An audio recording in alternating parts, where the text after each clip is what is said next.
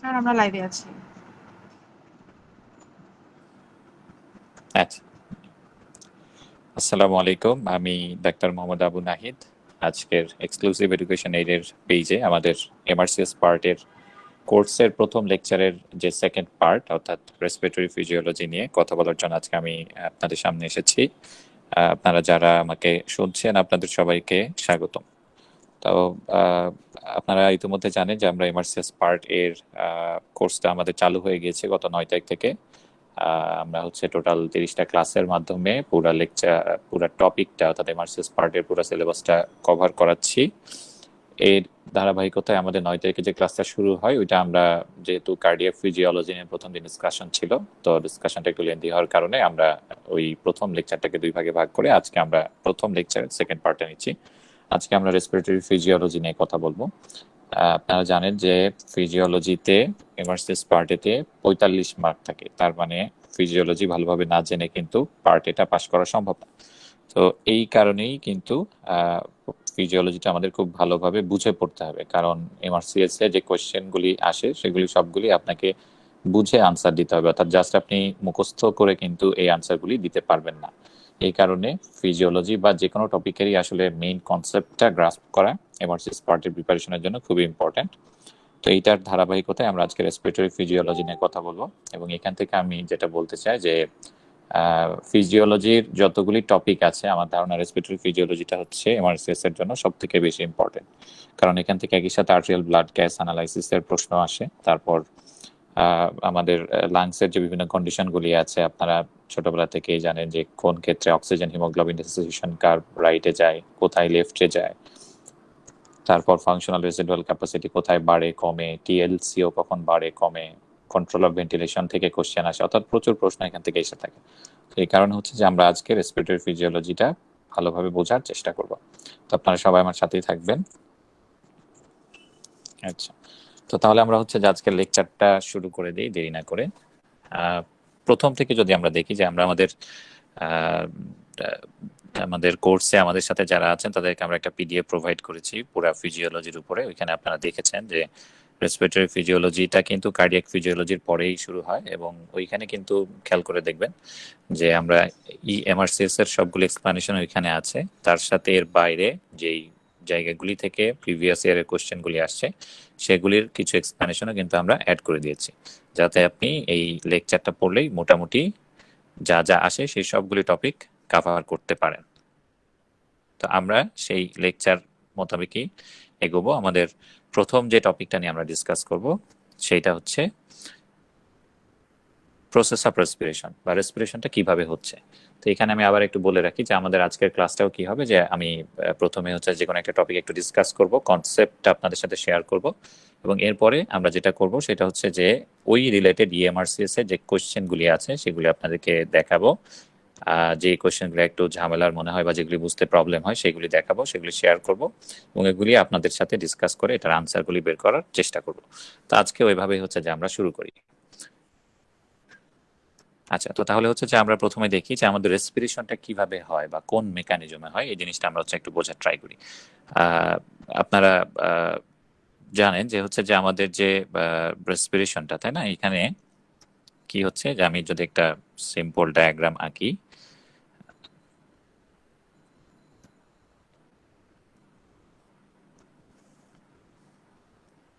আমি যদি একটু ডায়াগ্রামটা এঁকে আপনাদেরকে বোঝাই তাহলে আপনাদের জন্য ভালো হবে।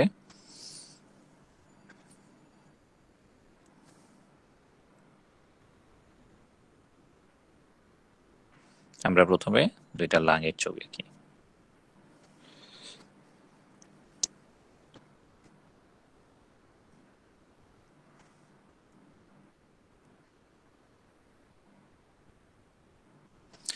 আপনারা এখানে যেটা দেখছেন সেটা তো বোঝাই যাচ্ছে যে আমি লাঙের ছবি আঁকতেছি।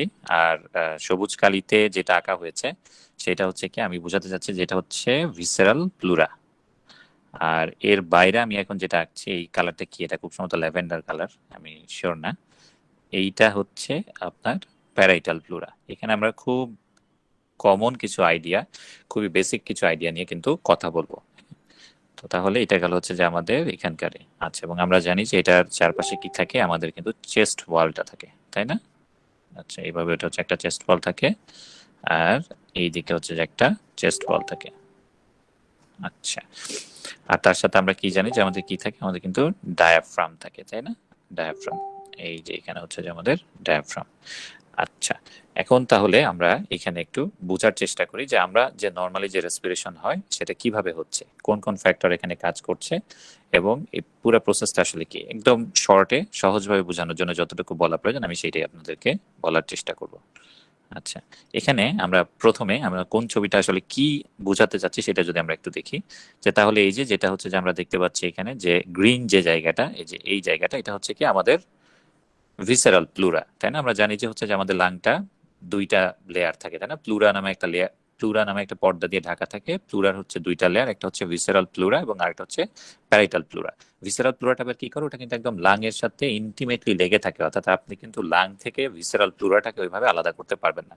বাট প্যারাইটাল প্লুরাটাকে কিন্তু আবার হচ্ছে যে আপনি আলাদা করতে পারবেন। আমরা এখানে যে ছবিটা এঁকেছি, এই যে দেখা যাচ্ছে ল্যাভেন্ডার কালারের, এটা হচ্ছে কি আমাদের প্যারাইটাল প্লুরা। এবং এইখানে আরেকটা আইডিয়া আপনার এখন মাথায় গেঁথে নিতে হবে, সেটা হচ্ছে যে এই যে প্যারাইটাল প্লুরা যেটা থাকে, আমাদের যে প্যারাইটাল প্লুরাটা, এই প্যারাইটাল প্লুরাটা কিন্তু আবার কি থাকে, আমাদের যে চেস্ট ওয়াল, এই চেস্ট ওয়ালের সাথে এন্ডোথোরাসিক ফাসা নামে একটা ফাসার মাধ্যমে কিন্তু একদম খুব ক্লোজলি লাগানো থাকে। তাহলে আমরা দেখলাম যে আমাদের যেটা ভিসেরাল প্লুরা, ভিসেরাল প্লুরাটা কি হচ্ছে, সেটা থাকছে লাং এর সাথে লাগানো, তাই না? আর প্যারাইটাল প্লুরা যেটা আছে সেটা কিন্তু লাগানো থাকছে চেস্ট ওয়ালের সাথে। তাহলে দেখেন যে চেস্ট ওয়ালের যখন কোনো মুভমেন্ট হবে, অর্থাৎ যখনই চেস্ট ওয়াল হচ্ছে মুভ করবে, তখনই কি হবে, তখনই কিন্তু হচ্ছে যে এই চেস্ট ওয়ালের সাথে আমার প্যারাইটাল প্লুরাটাও কিন্তু মুভ করবে। আর ওইদিকে যে লাংটা আছে, লাংটা কি, লাংয়ের সাথে চারদিকে কিন্তু লাগানো আছে ভিসেরাল প্লুরা। তাহলে আমরা এখান থেকে মেইন কথাটা যেটা নিচ্ছি সেটা হচ্ছে কি, যে লাংয়ের সাথে ইন্টিমেটলি লাগানো থাকছে ভিসেরাল প্লুরাটা, আর চেস্ট ওয়ালের সাথে ইন্টিমেটলি লাগানো থাকছে কোনটা, প্যারাইটাল প্লুরাটা। তাহলে প্যারাইটাল প্লুরা এবং চেস্ট ওয়াল কিন্তু আলাদা আলাদাভাবে মুভ করবে না। হ্যাঁ, এই যে প্যারাইটাল প্লুরা এবং চেস্ট ওয়াল কিন্তু আলাদা আলাদাভাবে কখনোই মুভ করবে না, তারা দুইজন কিন্তু একসাথে মুভ করবে। বাট ভিসেরাল প্লুরা কিন্তু আলাদাভাবে মুভ করতে পারবে প্যারাইটাল প্লুরার থেকে। অর্থাৎ প্যারাইটাল প্লুরা এবং ভিসেরাল প্লুরা আলাদা আলাদাভাবে মুভ করতে পারবে, বাট প্যারাইটাল প্লুরা এবং চেস্ট ওয়াল কখনোই আলাদাভাবে মুভ করতে পারবে না, তাকে একসাথে মুভ করতে হবে। আবার ভিসেরাল প্লুরা এবং লাং তারাও কিন্তু সবসময় একসাথে মুভ করবে। আচ্ছা, এইটা আমরা এখন জানলাম। আচ্ছা, এরপরে আমরা হচ্ছে আরেকটা জিনিস জানবো, সেটা কি, যে আমরা জানি আমরা রবার, রাবার যেটা আর কি, রাবার সম্পর্কে কিন্তু আমাদের ধারণা আছে, তাই না? যে আমরা পেন্সিলে লেখার পরে কি করি, যেটা দিয়ে আমরা মুছি। তো এই রাবারটা কিন্তু কি, এটা কিন্তু আমরা বলি এটা হচ্ছে ইলাস্টিক, তাই না? আচ্ছা, তো ইলাস্টিকের কি আছে, এটা কিন্তু একটা বৈশিষ্ট্য আছে। কি বৈশিষ্ট্য, যে ইলাস্টিককে যদি আপনি টান দেন তাহলে কিন্তু এটা কি হবে, এটা কিন্তু লম্বা হবে, তাই না? আচ্ছা, এরকম হচ্ছে লম্বা হবে। বাট এটাকে যদি হচ্ছে যে আপনি আবার ছেড়ে দেন তাহলে কি হবে, টানটা যদি আপনি সরায় ফেলেন তাহলে কি হবে, এটা কিন্তু আবার পূর্বের যে সাইজটা সেটাতে চলে আসবে। অর্থাৎ এটা টান দিলে বড় হবে, আর যদি টান বন্ধ করে দেন তাহলে এটা আবার তার নর্মাল সাইজে চলে আসে। তো লাংসটা কিন্তু বেসিক্যালি একদম এক্স্যাক্টলি এইরকম। এবং এইখানে যেটা কি হয়, যে আপনার লাংসটা, আমি এখানে একটা আরেকটা ছবি দিয়ে আপনাকে বোঝাচ্ছি, যে আপনার লাংস যেটা আছে, এই লাংসটা কিন্তু যদি হচ্ছে যে বাইরের কোনো ফ্যাক্টরের উপর কাজ না করতো, তাহলে আমরা কি দেখাচ্ছি, যে আপনার লাংসটা কিন্তু কোন বরাবর আছে, আপনার লাংসটা কিন্তু আছে, আমরা দেখতে পাচ্ছি যে এই যে গ্রিন বরাবর, তাই না?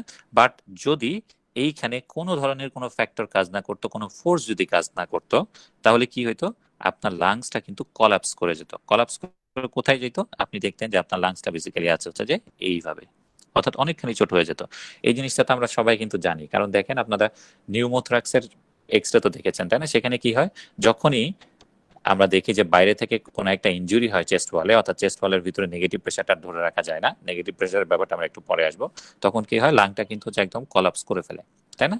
তো বেসিক্যালি লাংটা হচ্ছে এই যে, আমরা যদি রাবার হিসেবে চিন্তা করি, রাবারের অরিজিনাল সাইজ হচ্ছে এইটা। এখন বিভিন্ন ফ্যাক্টরের কারণে সেটাকে হচ্ছে যে আমরা এক্সপ্যান্ড করে এই সবুজ জায়গাতে দেখতে পাই। বাট যদি কোনো কারণে হচ্ছে যে এই প্রেশার ইফেক্টগুলি না থাকে, তাহলে কি হবে, তাকে আমরা কিন্তু আবার হচ্ছে যে এই গ্রিন জায়গাতে দেখতে পাবো। আচ্ছা, তাহলে হচ্ছে যে আমরা এই কয়েকটা আইডিয়া একটা আমরা বুঝে গেলাম। এখন আমরা হচ্ছে যে আরো ফার্দার প্রসিড করি। আচ্ছা, এখন আমরা জানি যে আমাদের যে রেসপিরেশনটা আছে, তাই না? রেসপিরেশনটা কি, এটা কিন্তু হচ্ছে একটা অটোমেটিক প্রসেস বা অটোনমিক প্রসেস। আমাদের হার্ট যেমন নিজের মতো করে পাম্প করতে থাকে, আমাদের রেসপিরেশনও কিন্তু আমাদের নিজের মতো করেই কিন্তু হতে থাকে, কারণ আমরা ঘুমের মধ্যেও কিন্তু শ্বাস প্রশ্বাস নিচ্ছি, তখন কিন্তু আমরা শ্বাস প্রশ্বাসটাকে কন্ট্রোল করতে পারি না, তাই না? আচ্ছা, তো এটা কিভাবে শুরু হয়, আমরা জানি যে হচ্ছে আমাদের শ্বাস প্রশ্বাসের দুইটা ফ্যাক্টর আছে, একটা হচ্ছে কি ইন্সপিরেশন এবং আরেকটা কি, আরেকটা হচ্ছে এক্সপিরেশন। আচ্ছা, এখন আমরা দেখব যে ইন্সপিরেশনে কি হয়, এক্সপিরেশনে কি হয়। এখন আমরা এখানে একটা নতুন একটা জিনিস সম্পর্কে জানবো, সেটার নাম কি? Intra pleural pressure. এই জিনিসটা কিন্তু খুবই ইম্পর্টেন্ট, এবং এইটা কিন্তু আমাদের এমআরসিএস পরীক্ষার জন্য কিন্তু খুব ইম্পর্টেন্ট একটা কনসেপ্ট। তাহলে ইন্ট্রা প্লুরাল প্রেসার বলতে বেসিক্যালি কোনটা বোঝাচ্ছে? বোঝাচ্ছে হচ্ছে যে এই যে দেখেন, এই যে জায়গাটা যেখানে আমি মার্ক করতেছি, অর্থাৎ প্যারাইটাল প্লুরা এবং ভিসেরাল প্লুরার মাঝের যে জায়গাটা, এই জায়গাটার মধ্যে কিন্তু একটা প্রেসার আছে, তাই না? এই জায়গাটা হচ্ছে খুবই চিকন একটা জায়গা, কৈশিক একটা জায়গা, এবং এই জায়গার একটা প্রেসার আছে। এই জায়গার যে প্রেসারটা, এটাকে বলা হচ্ছে কি? ইন্ট্রাপ্লুরাল প্রেসার। এটা হচ্ছে একটা আপনাদের আইডিয়া। আর আরেকটা যেটা আমি এখন আপনাদেরকে বলতে চাচ্ছি, সেটা হচ্ছে যে এই যে আমরা যে একটু আগে একটা লাংকে দেখলাম আর কি, এটা আমি একটু মুছে ফেলি, তাহলে আপনাদের বুঝতে সুবিধা হবে। আচ্ছা, এখন আমরা এই জায়গাতে যে জিনিসটা আঁকবো সেটা বেসিক্যালি কি? সেটা হচ্ছে যে আমরা ধরে নিই এটা হচ্ছে যে একটা বড় সাইজের অ্যালভিওলাস। হ্যাঁ, আমরা এখন এটা কিন্তু লাং বোঝাচ্ছি না, আমরা এখন যে ছবিটা আঁকলাম এটাকে আমরা বোঝাচ্ছি অ্যালভিওলাস। এটা সহজভাবে বোঝানোর জন্য আমি ভিতরে এ দিয়ে দিলাম, ঠিক আছে? তাহলে এটা হচ্ছে একটা অ্যালভিওলাস। আচ্ছা, এখন আমরা জানি যে তাহলে কি দেখছি, যে লাংয়ের ভিসেরাল প্লুরা এই যে এটা, এবং প্যারাইটাল প্লুরা এটা, এটার মাঝে কি আছে? এখানে আছে হচ্ছে যে ইন্ট্রাপ্লুরাল প্রেসার। আর এই যে অ্যালভিওলাস, অ্যালভিওলাসের ভেতরেও কিন্তু কি থাকে? এয়ার থাকে, হালকা একটু ফ্লুইড থাকে, সারফেক্টেন্ট থাকে, এগুলোই কিন্তু একটা প্রেসার আছে। এটাকে কি বলা হয়? এটাকে বলা হচ্ছে ইন্ট্রা অ্যালভিওলার প্রেসার। আচ্ছা, এখন এই যে ইন্ট্রাপ্লুরাল প্রেসার যেটা আমরা দেখতে পাচ্ছি, এই ইন্ট্রাপ্লুরাল প্রেসারটা কিন্তু সবসময় কি হয়? এটা কিন্তু নেগেটিভ থাকে। যেমন at the beginning of inspiration এটা কি কত থাকে? এটা থাকে হচ্ছে অ্যারাউন্ড 4 সেন্টিমিটার ওয়াটার। কেন নেগেটিভ থাকে? এটা বেশ কিছু মেকানিজম আছে, যে লিম্ফেটিক চ্যানেল এখানে হচ্ছে একটা খুব ইম্পর্টেন্ট ফ্যাক্টর।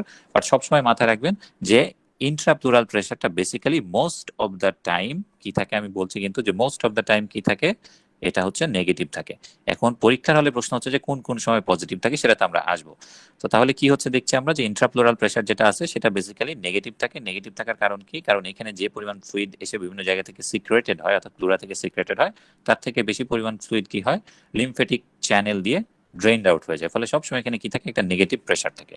আচ্ছা, আর এখন আপনি একটা জিনিস একটু খেয়াল করে দেখেন, যে ইন্ট্রাপ্লুরাল প্রেসার যদিও নেগেটিভ থাকে, বাট যদি ইন্ট্রাপ্লুরাল প্রেসারটা বাড়তি হতো, তাহলে এরা কি করতো? লাংকে কিন্তু এইভাবে চাপ দিত, তাই না? অর্থাৎ ইন্ট্রাপ্লুরাল প্রেসার যদি আপনার বেশি হয়, তাহলে কি হবে? বেসিক্যালি আমাদের লাংসের যে ভিসারাল প্লুরা এবং লাং, এটার উপরে কিন্তু চাপ পড়বে। অর্থাৎ ইন্ট্রাপ্লুরাল প্রেসার যদি বেশি হয়, তাহলে কি হবে? আপনার কিন্তু লাংটা কলাপস করে যাবে। আচ্ছা, আর ইন্ট্রা অ্যালভিওলার প্রেসারটা কি হবে দেখেন। ইন্ট্রা অ্যালভিওলার প্রেসার যদি বাড়ে, তাহলে কি? এটা কিন্তু হচ্ছে যে এই ডিরেকশনে হচ্ছে যে ফোর্স দিবে, তাই না? এটা যদি এই ডিরেকশনে ফোর্স দেয়, তার মানে কি? ইন্ট্রা অ্যালভিওলার প্রেসার বেসিক্যালি আপনার লাংসটাকে এক্সপ্যান্ড করার ট্রাই করে, আর ইন্ট্রা প্লুরাল প্রেসারটা কি করবে? এটাকে হচ্ছে কম্প্রেস করার বা কলাপস করার ট্রাই করবে। আচ্ছা, তাহলে আমরা এই দুইটা আইডিয়া কিন্তু বুঝে গেলাম। তাহলে আমি আবার বলি, ইন্ট্রা প্লুরাল প্রেসার যদি বাড়ে, তাহলে লাংয়ের উপর চাপ বাড়ছে, লাংটা কলাপস করবে। আর ইন্ট্রা অ্যালভিওলার প্রেসার যদি বাড়ে, তাহলে কি? এটা হচ্ছে যে এক্সপ্যান্ড হওয়ার চেষ্টা করবে। আচ্ছা, এখন তাহলে আমি যদি বলি যে একটা লাং এক্সপ্যান্ড করবে কি করবে না, তাহলে বেসিক্যালি এটা কার উপর ডিপেন্ড করবে? এটা ডিপেন্ড করবে যে যদি আমাদের ইন্ট্রা অ্যালভিওলার প্রেসারটা ইন্ট্রাপ্লুরাল প্রেসারের থেকে বেশি হয়, তাহলে আমাদের লাংটা এক্সপ্যান্ড করবে, তাই না? এই যে জিনিসটা, যে intra alveolar pressure minus intrapleural pressure, আমি এখানে এটা এঁকে ফেলি, যে একটা লাং এক্সপ্যান্ড করবে কি করবে না, এটা কার উপর ডিপেন্ড করছে? Intra alveolar pressure minus intrapleural pressure. এই যে যে জিনিসের উপর এটা ডিপেন্ড করছে, এটাকে বলা হচ্ছে কি? Trans pulmonary pressure. বোঝা গেল তো, তাই না?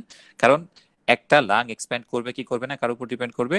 যদি ইন্ট্রা অ্যালভিওলার প্রেসারটা ইন্ট্রাপ্লুরাল প্রেসারের থেকে বেশি হয়, তাহলে লাংটা এক্সপ্যান্ড করবে, কারণ সেক্ষেত্রে ওভারঅল ফোর্সটা হবে কি? বাইরের দিকে।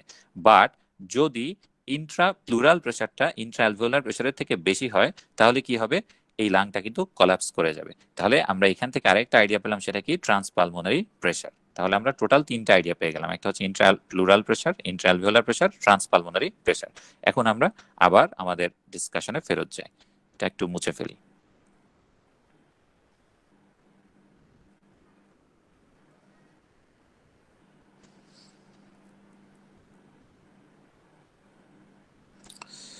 আচ্ছা, তাহলে আমরা এই জায়গাটা একটু মুছে ফেলে আমরা এখন বাম দিক দিয়ে বোঝার চেষ্টা করবো, ডান দিকে আমরা একটু লিখবো। আচ্ছা, তাহলে আমরা হচ্ছে এখন এখানে দেখি। তাহলে আমরা এখন কি করছি, আমাদের কিন্তু হচ্ছে যে এখন রেসপিরেশন শুরু হয়ে গেছে। আমাদের প্রথমে কি হবে, ইন্সপিরেশন হবে, তাই না? ইন্সপিরেশনের শুরুতে কি হয়, আমরা জানি যে আমাদের ইন্সপিরেশনের মাসল কে কে দুইজন কিন্তু, তাই না? একটা হচ্ছে ইন্টারকোস্টাল মাসল এবং আরেকটা হচ্ছে ডায়াফ্রাম। ইন্টারকোস্টাল মাসল এবং ডায়াফ্রাম।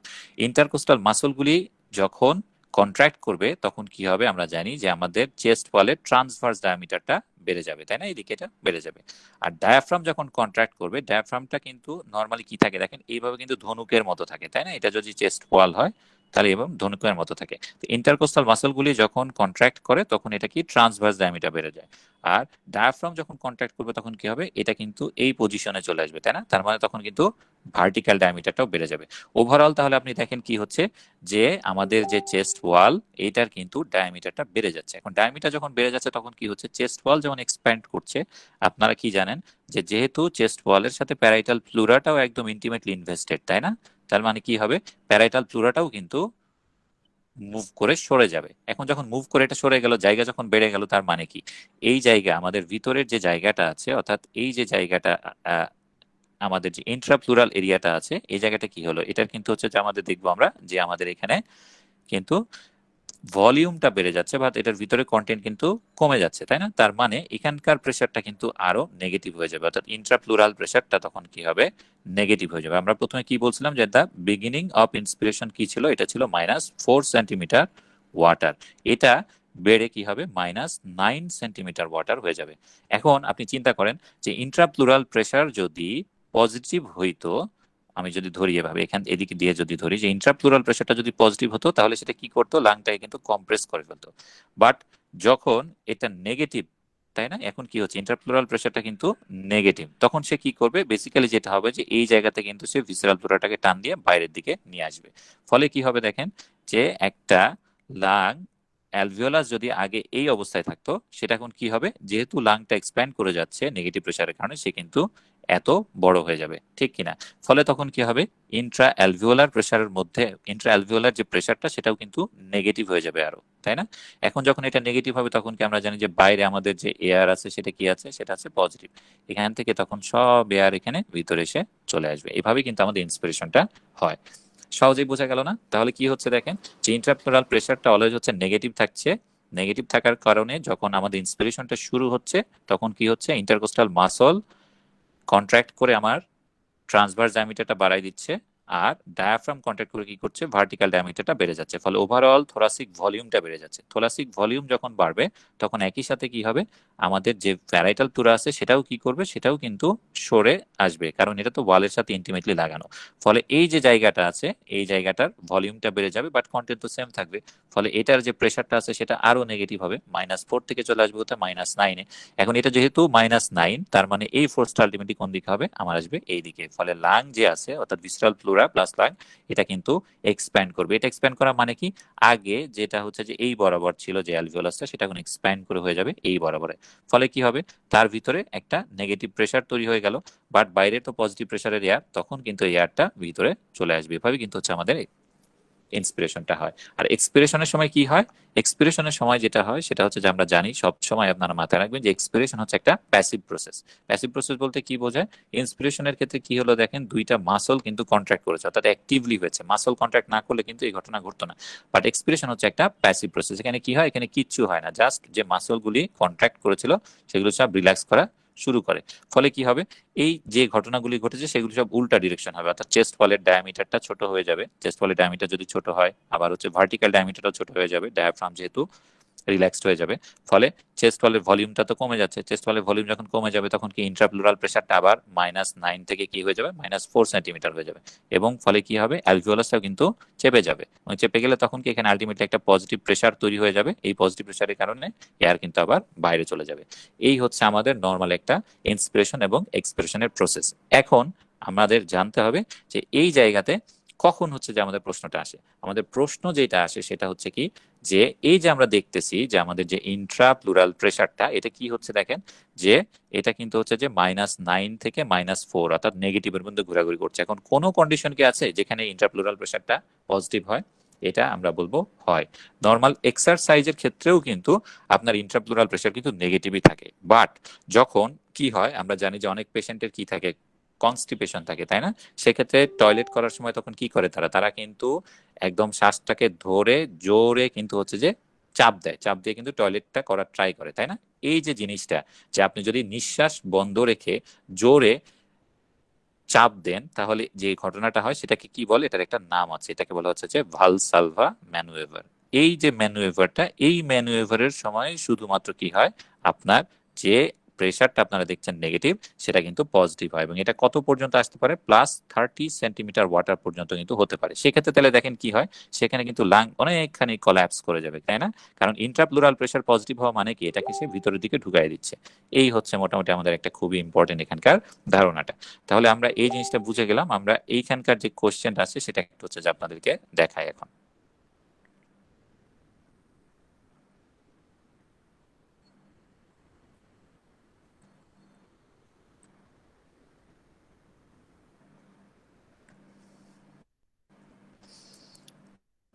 আচ্ছা, এই যে দেখেন এখানে একটা প্রশ্ন, আমরা পড়ি এটা একটু, যে কোশ্চেন 14 যেটা লেখা, যে the pressure within the plural space is negative, তাই না? Pressure within the plural space বলতে আমরা কি বুঝছি, ইন্ট্রা প্লুরাল প্রেশার বলছি, is negative with respect to atmospheric pressure. আমরা দেখে আসলাম যে এটা -4 to -9 সেন্টিমিটার এর মধ্যে ঘোরাঘুরি করছিল, except for which of the following, only কখন এটা পজিটিভ হবে, এটা আমরা দেখি during a ভালসালভা manoeuvre. During a ভালসালভা manoeuvre. এটা হচ্ছে যে আপনারা সহজেই বুঝে গেলেন, তাই না? তাহলে এটা তো কোনো কনফিউশন নাই, এটা কিন্তু খুব ইম্পর্টেন্ট একটা প্রশ্ন, যে হচ্ছে যে এবং অনেক থ্যাংক ইউ। এটা হচ্ছে খুবই ইম্পর্টেন্ট একটা প্রশ্ন, এবং হচ্ছে এটা কিন্তু এফসিপিএস এও আসে, এবং হচ্ছে যে এমআরসিএস এর একটা পছন্দের কোশ্চেন। হ্যাঁ, এইটা হচ্ছে যে মোটামুটি আমাদের ভালসালভা ম্যানুভার কি তাইলে এটাই যে আমি মানে ফোর্স যে এক্সপ্রেশনটা করব এটাই? হ্যাঁ হ্যাঁ, আপনি ফোর্সড এক্সপ্রেশন করবেন, বাট আপনি কোনো এয়ার বের করবেন না, মানে আপনার আচ্ছা, গ্লটিসটা ক্লোজ থাকবে। আমি আবার যদি একটু বলি, জি এই যে এইখানে কি হয়, যে আপনি যখন হচ্ছে আহ যখন আপনি এক্সপ্রেশন করতেছেন, হ্যাঁ, এটা যদি আমাদের লাং হয়, জি এটা যদি লাং হয় এবং এখানে যদি আমাদের গ্লটিসটা থাকে, হ্যাঁ, তাহলে কি হচ্ছে, আপনি হচ্ছে যে যখন আমি আর এই যে এটা হচ্ছে ডায়াফ্রাম, আপনি ফোর্সফুলি কন্ট্রাক্ট করতেছেন, হ্যাঁ, এবং হচ্ছে ডায়াফ্রাম আপনার কন্ট্রাক্টেড, ফলে কি হচ্ছে, এখানে কিন্তু অনেক পজিটিভ প্রেশার তৈরি হচ্ছে, তাই না? এটাকে হচ্ছে যে আপনি এভাবে, এখন তাহলে এয়ারটা বের হয়ে যাওয়ার কথা, বাট আপনার কিন্তু এয়ারটা বের হচ্ছে না, কারণ কি, আপনার এই যে এখানে যে গ্লটিসটা আছে, এই গ্লটিসটা কিন্তু কমপ্লিটলি ক্লোজড। অর্থাৎ আপনি ক্লোজড গ্লটিসের এগেনস্টে যখন আপনি চাপ দেওয়ার চেষ্টা করবেন, তখন কি হবে, ভিতরে কিন্তু প্রেশার আরো বেড়ে যাবে, তাই না? কারণ যদি এটা গ্লটিসটা যদি ক্লোজ না থাকতো তাহলে কি হতো, এখান দিয়ে তো আপনার এয়ার বের হয়ে যেত, ফলে এটা কিন্তু আবার ইকুইলিব্রিয়ামে চলে আসতো, এটা কিন্তু আর অতটা পজিটিভ হওয়ার চান্স পেত না লম্বা সময়। বাট যেহেতু এখানে গ্লটিসটা ক্লোজড, ফলে এখান থেকে কোনো এয়ার বের হচ্ছে না, আপনি একটা জায়গার কন্টেন্ট একই রেখেছেন, বাট আপনি জায়গাটাকে সংকুচিত করতেছেন, তখন কি হচ্ছে, অনেক বেশি প্রেশারটা বেড়ে যাচ্ছে। ফলে ইন্ট্রাপ্লুরাল প্রেশারটা অনলি পজিটিভ হবে কখন, যখন আপনি ভালসালভা ম্যানুভার করতে যাবেন তখন। বোঝা গেছে তো? জি ভাইয়া। কোনো কনফিউশন নাই তো কারো? কারো কনফিউশন থাকলে বলতে পারেন।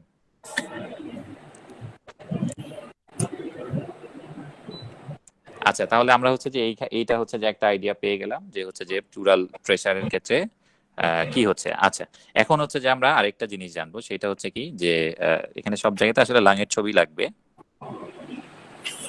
আমরা হচ্ছে যে এখন একটু আইডিয়াটা বুঝবো, যেটা সেটা হচ্ছে আমাদের কমপ্লায়েন্স।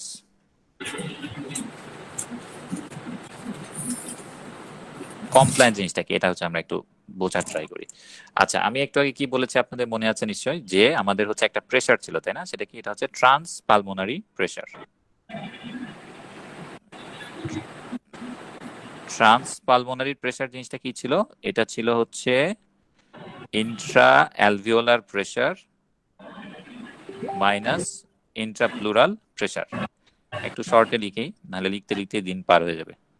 ইন্ট্রাপ্লুরাল প্রেসার। আচ্ছা, এটা ছিল হচ্ছে আমাদের এখানে, তাই না? তার মানে আমরা যদি একটা হচ্ছে আবার লাংস এর একটা ছবি আঁকি, তাহলে আমরা দেখতে পাবো কি, যে এইটা হচ্ছে লাংস, এইটা লাংস। আচ্ছা, এখন তাহলে এখানে কি হচ্ছে, যে ইন্ট্রা অ্যালভিওলার প্রেসারটা কি করছে, আমাদের লাংটাকে হচ্ছে যে এক্সপ্যান্ড করা ট্রাই করে, আর ইন্ট্রা প্লুরাল প্রেসারটা আমরা দেখলাম সে কি করে, সে হচ্ছে আমাদের লাংটাকে হচ্ছে যে ভেতরে ঢুকে দেয়, কলাপস করানোর ট্রাই করে। আচ্ছা, এই দুইটার যে ডিফারেন্সটা সেটাকে আমরা বলছি ট্রান্সপালমোনারি প্রেশার। তার মানে ট্রান্সপালমোনারি প্রেশার যদি পজিটিভ হয় তার মানে কি আমরা বুঝলাম যে সেক্ষেত্রে আমাদের ইন্ট্রাঅ্যালভিওলার প্রেশারটা বেশি, তার মানে আলটিমেট রেজাল্টটা কি হবে, লাংটা হচ্ছে এক্সপ্যান্ড করবে। আর যদি ট্রান্সপালমোনারি প্রেশারটা নেগেটিভ হয় তাহলে কি হবে, তার মানে হচ্ছে যে আমরা বুঝবো যে হচ্ছে ইন্ট্রাপ্লুরাল প্রেশারটা বেশি, সেক্ষেত্রে লাংটা কি করবে, কলাপস করবে। আচ্ছা, এখন কমপ্লায়েন্স মানে কি? কমপ্লায়েন্স মানে হচ্ছে যে ট্রান্সপালমোনারি প্রেশার যদি আপনি পজিটিভ ডিরেকশনে এক বাড়ান, আপনি যদি পজিটিভ, আচ্ছা কারো মনে হয় ইয়েটা অন করা আছে, একটু যদি কাইন্ডলি মিউট করে দেন তাহলে ভালো হবে, সবাই শুনতে পাবে।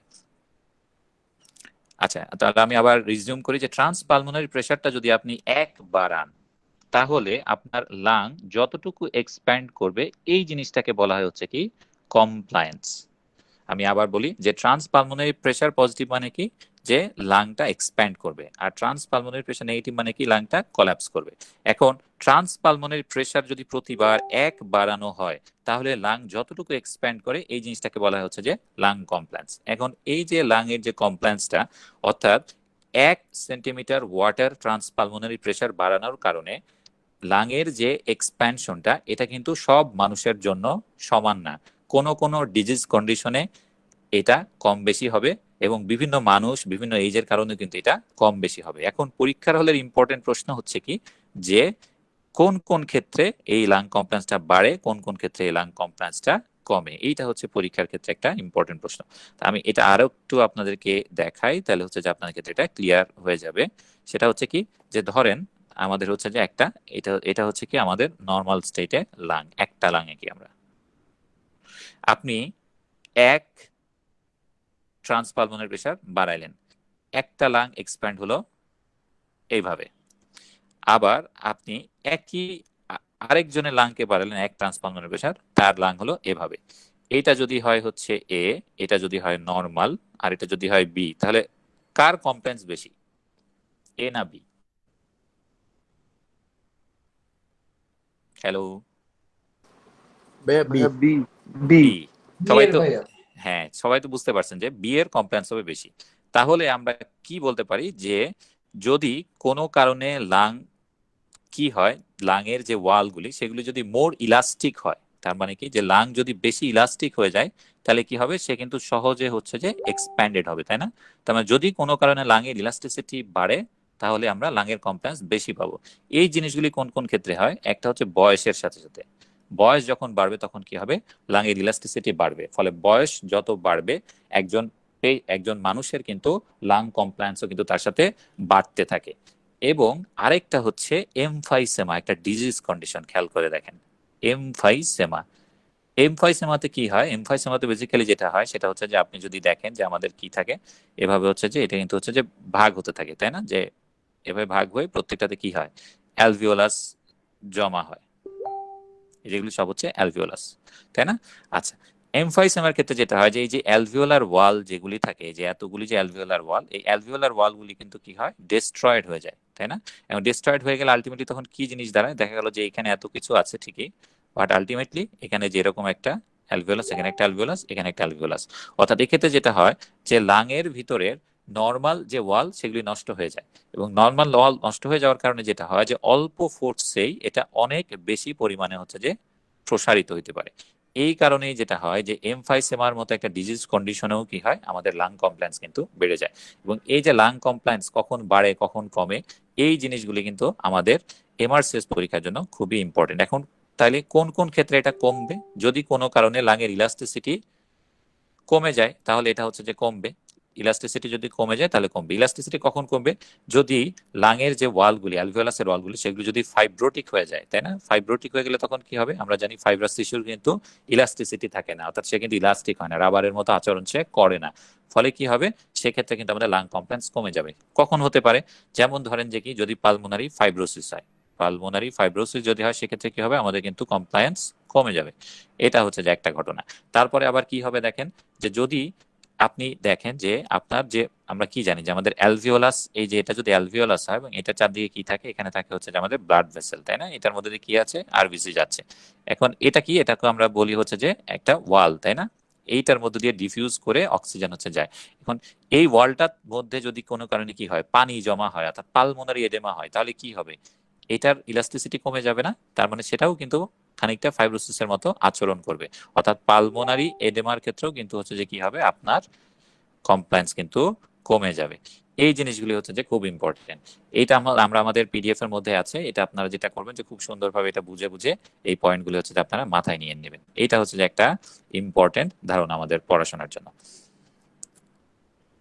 আচ্ছা, তাহলে হচ্ছে যে এটা হচ্ছে একটা, আমরা প্রশ্নতে আবার যাব। আমরা তার আগে আরো কয়েকটা জিনিস একটু ডিসকাস করে নেই, তারপরে আমরা ওখানে যাবো আর কি আবার। আচ্ছা, এখানে হচ্ছে যে আবার একটা একটা একটা সেকেন্ড।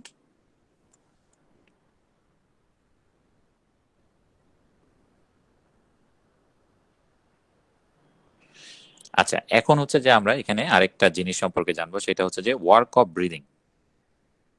আচ্ছা, তার আগে হচ্ছে যে আমরা আরেকটা একটু আইডিয়া নেই, সেটা হচ্ছে যে ডেড স্পেস নিয়ে। ডেড স্পেস থেকে কিন্তু পরীক্ষাতে প্রশ্ন আসে। হ্যাঁ, তো সেই শেডিংটা বেসিক্যালি কিভাবে আছে, এটা হচ্ছে অ্যালভিওলার ভেন্টিলেশন নামে আছে।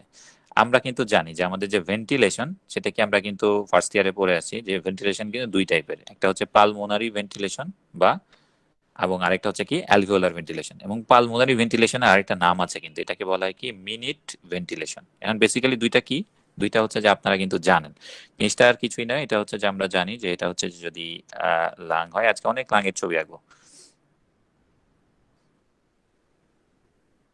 আচ্ছা, তো এটা কি হয় আমরা জানি যে এটা তো হচ্ছে যে আবার ভাগ হতে থাকে ভাগ হতে থাকে, তাই না? আলটিমেটলি যে কি হয়, এখানে হচ্ছে যে একটা অ্যালভিওলাস তৈরি হয়। আচ্ছা, তো এখন এই জায়গাটাতে কি হয় আমরা জানি যে হচ্ছে যে আমাদের যে গ্যাসিয়াস এক্সচেঞ্জ অর্থাৎ অক্সিজেন এবং কার্বন ডাইঅক্সাইড যে এক্সচেঞ্জ, এটা শুধুমাত্র কোথায় হয়? এটা কিন্তু হয় হচ্ছে যে অ্যালভিওলাসে, তাই না? তাহলে আপনি দেখেন যে একটা মানুষের লাংসে কি আছে, এই যে এই সব জায়গাতে কিন্তু হচ্ছে যে এয়ার আছে, তাই না? এয়ার আছে, এয়ার আছে। বাট এই যে এখান থেকে শুরু করে এই পর্যন্ত কিন্তু এয়ারের থাকার পরেও কি হচ্ছে, এখানে কিন্তু অক্সিজেন এবং কার্বন ডাই অক্সাইডের কোনো এক্সচেঞ্জ হচ্ছে না। এই যে জায়গাগুলি, সেটা বলা হচ্ছে কি একদম মাউথ থেকে শুরু করে টার্মিনাল ব্রঙ্কিউল পর্যন্ত, এই জায়গাটাকে কি বলা হয়? এটাকে বলা হয় হচ্ছে কন্ডাক্টিং জোন। এই জায়গাগুলিতে কি হয়, এই জায়গাগুলির যে এয়ারগুলি থাকে, এই এয়ারগুলি বেসিক্যালি অক্সিজেন এক্সচেঞ্জে বা গ্যাসিয়াস এক্সচেঞ্জে কোনো পার্টিসিপেশন নাই। আর এই যে জায়গাটা, যে জায়গাটা হচ্ছে অ্যালভিওলাস, এটাকে আমরা কি বলি? এটাকে বলা হচ্ছে রেসপিরেটরি জোন। এই জোনে কি হয়, এখানে যে এয়ারগুলি আছে, এই এয়ারগুলি কিন্তু গ্যাসিয়াস এক্সচেঞ্জ হয়, অর্থাৎ এই জায়গার এয়ারগুলি বেসিক্যালি হচ্ছে যে আমাদের জন্য ইফেক্টিভ এয়ার। এখন এই যে জায়গাগুলি, যে জায়গাগুলিতে এয়ার থাকে বাট এই এয়ারগুলি বেসিক্যালি আমাদের কোনো কাজে লাগছে না, এই জায়গাগুলির এয়ারগুলিকে একসাথে বলা হয় কি anatomical dead space air. Anatomical dead space air. আচ্ছা, এখন এই যে আমরা পড়লাম অ্যানাটমিক্যাল ডেড স্পেস, ঠিক একই রকম ভাবে আরেকটা ঘটনা ঘটে, সেটাকে বলা হয় কি physiological dead space. And physiological dead space জিনিসটা কি? ফিজিওলজিক্যাল ডেড স্পেস জিনিসটা হচ্ছে যে দেখেন এখানে কি হচ্ছে, যে আমরা এইটা আবার একটু এইদিকে এবার আমরা একটা ছবি আঁকি। হ্যাঁ, এই যে এইটা ধরেন, এইটা হচ্ছে যে ধরেন একটা অ্যালভিওলাস, আবার ধরেন এইখান দিয়ে এটা হচ্ছে একটা অ্যালভিওলাস। হ্যাঁ, আচ্ছা, এটার চারদিকে কি, এই যে আমি লাল কালি দিয়ে যেটা আঁকলাম, এগুলো হচ্ছে যে ব্লাড সাপ্লাই। ঠিক আছে? আচ্ছা, এখন তাহলে কি হচ্ছে দেখেন যে কোনো কারণে কি হলো, আমি যদি বলি যে হচ্ছে যে কোনো কারণে ধরেন হচ্ছে এই জায়গাতে যেটা হচ্ছে যে নিউমোনিয়া হয়েছে, এই জায়গাতে নিউমোনিয়া হয়েছে, নিউমোনিয়াটা এই লোবে ইনভলভ করছে, এই জায়গাটা হচ্ছে যে আপনার কি কনসলিডেশন, এয়ার টেয়ার জমা হয়ে গেছে। তাহলে কি হবে দেখেন এখন, যে আপনার যে এয়ার গুলি আছে, আপনার এয়ার গুলি কি করতেছে, এই যে কোনটা দিয়ে কি, এটা দিয়ে কি আছে, আপনার যে এয়ার গুলি আছে সেটা কি, সে কিন্তু এইখানে যাচ্ছে, তাই না? আবার কিছু এয়ার কিন্তু এই যে এই জায়গাতেও যাচ্ছে। ঠিক আছে? এখন যাওয়ার পরে দেখেন যে এখানে কিন্তু অ্যালভিওলাস পর্যন্ত কিছু এয়ার গিয়েছে, কিন্তু এই অ্যালভিওলাস পর্যন্ত যেমন এয়ার গেছে, এই অ্যালভিওলাস পর্যন্ত কিন্তু কিছু এয়ার গেছে। বাট এই অ্যালভিওলাসে এয়ার যাওয়ার পরেও কিন্তু কোনো লাভ হয় নাই, কারণ এইটা কিন্তু এই ব্যারিয়ারটা, অর্থাৎ এখানে যে কনসলিডেশনের যে ব্যারিয়ার, এই ব্যারিয়ারটা ভেদ করে কিন্তু এখানে অক্সিজেনটা কিন্তু যেতে পারতেছে না। বাট এইখানকার অ্যালভিওলাসে কি হচ্ছে, তাদের যেহেতু কোনো বাধা নাই, তারা কিন্তু ডিরেক্ট আমাদের আর্টারিতে চলে যেতে পারছে। তাহলে এই জায়গাটাতে কি হচ্ছে দেখেন, সরি ক্যাপিলারিতে চলে যেতে পারছে। যে অ্যালভিওলাস যদিও একটা রেসপিরেটরি জোন, বাট বেশ কিছু ডিজিজ কন্ডিশনে কি হয়, ওখানে এয়ার থাকার পরও এই জায়গাতে গ্যাসিয়াস এক্সচেঞ্জ হয় না। এই যে জায়গাগুলো, যেই সব জায়গাগুলিতে আপনার গ্যাসিয়াস এক্সচেঞ্জ হচ্ছে না, কেন হচ্ছে না? অ্যালভিওলাস পর্যন্ত এয়ার থাকার পরেও কোনো ডিজিজ কন্ডিশনের কারণে হচ্ছে না, এই যে এয়ার, এইটাকে বলা হচ্ছে যে ফিজিওলজিক্যাল ডেড স্পেস। বোঝা গেছে নিশ্চয়ই? কারো কোনো প্রশ্ন থাকলে অবশ্যই করবেন। হ্যাঁ, তাহলে খুবই সহজ। অ্যানাটমিক্যাল ডেড স্পেস মানে হচ্ছে যে যেই জায়গাগুলিতে কখনোই হচ্ছে গ্যাসিয়াস এক্সচেঞ্জ হয় না, ওই জায়গাগুলিতে যদি এয়ার থাকে, এটা হচ্ছে অ্যানাটমিক্যাল ডেড স্পেস। আর যেই জায়গাগুলিতে গ্যাসিয়াস এক্সচেঞ্জ হয় বাট কোনো ডিজিজ কন্ডিশনের কারণে এখন এক্সচেঞ্জ হচ্ছে না, এইটাকে বলা হচ্ছে কি ফিজিওলজিক্যাল ডেড স্পেস। এখন দুইটার অ্যামাউন্ট কত? দুইটার অ্যামাউন্ট হচ্ছে কিন্তু সেম, আমাদের বইতে আছে, সেটা হচ্ছে 150 ml অ্যারাউন্ড। হ্যাঁ, এবং এইখানে হচ্ছে যে একটা খুবই খুবই খুবই ইম্পর্টেন্ট প্রশ্ন আছে। সেইটা কি? সেটা হচ্ছে যে আপনি কিভাবে অ্যানাটমিক্যাল ডেড স্পেসকে মেজার করতে পারেন, এইটা হচ্ছে আমাদের পরীক্ষার হলের একটা ইম্পর্টেন্ট প্রশ্ন। মেথডের নাম হচ্ছে কি ফাউলার্স মেথড। আপনারা পিডিএফ এ দেখবেন, ওটা ওখানে লাল কালি দিয়ে মার্ক করা আছে, কারণ এটা হচ্ছে একটা ইম্পর্টেন্ট কোশ্চেন। তাহলে ফাউলার মেথড দিয়ে আমরা কি করতে পারি? আমরা অ্যানাটমিক্যাল ডেড স্পেসটা কিন্তু মেজার করতে পারি। আচ্ছা, তাহলে এইটা গেল হচ্ছে যে আমাদের আরেকটা খুব ইম্পর্টেন্ট আইডিয়া। আচ্ছা, আমি তাহলে হচ্ছে যে এবার আরেকটু এখানে কয়েকটা ইম্পর্টেন্ট জিনিস আপনাদেরকে একটু বলি।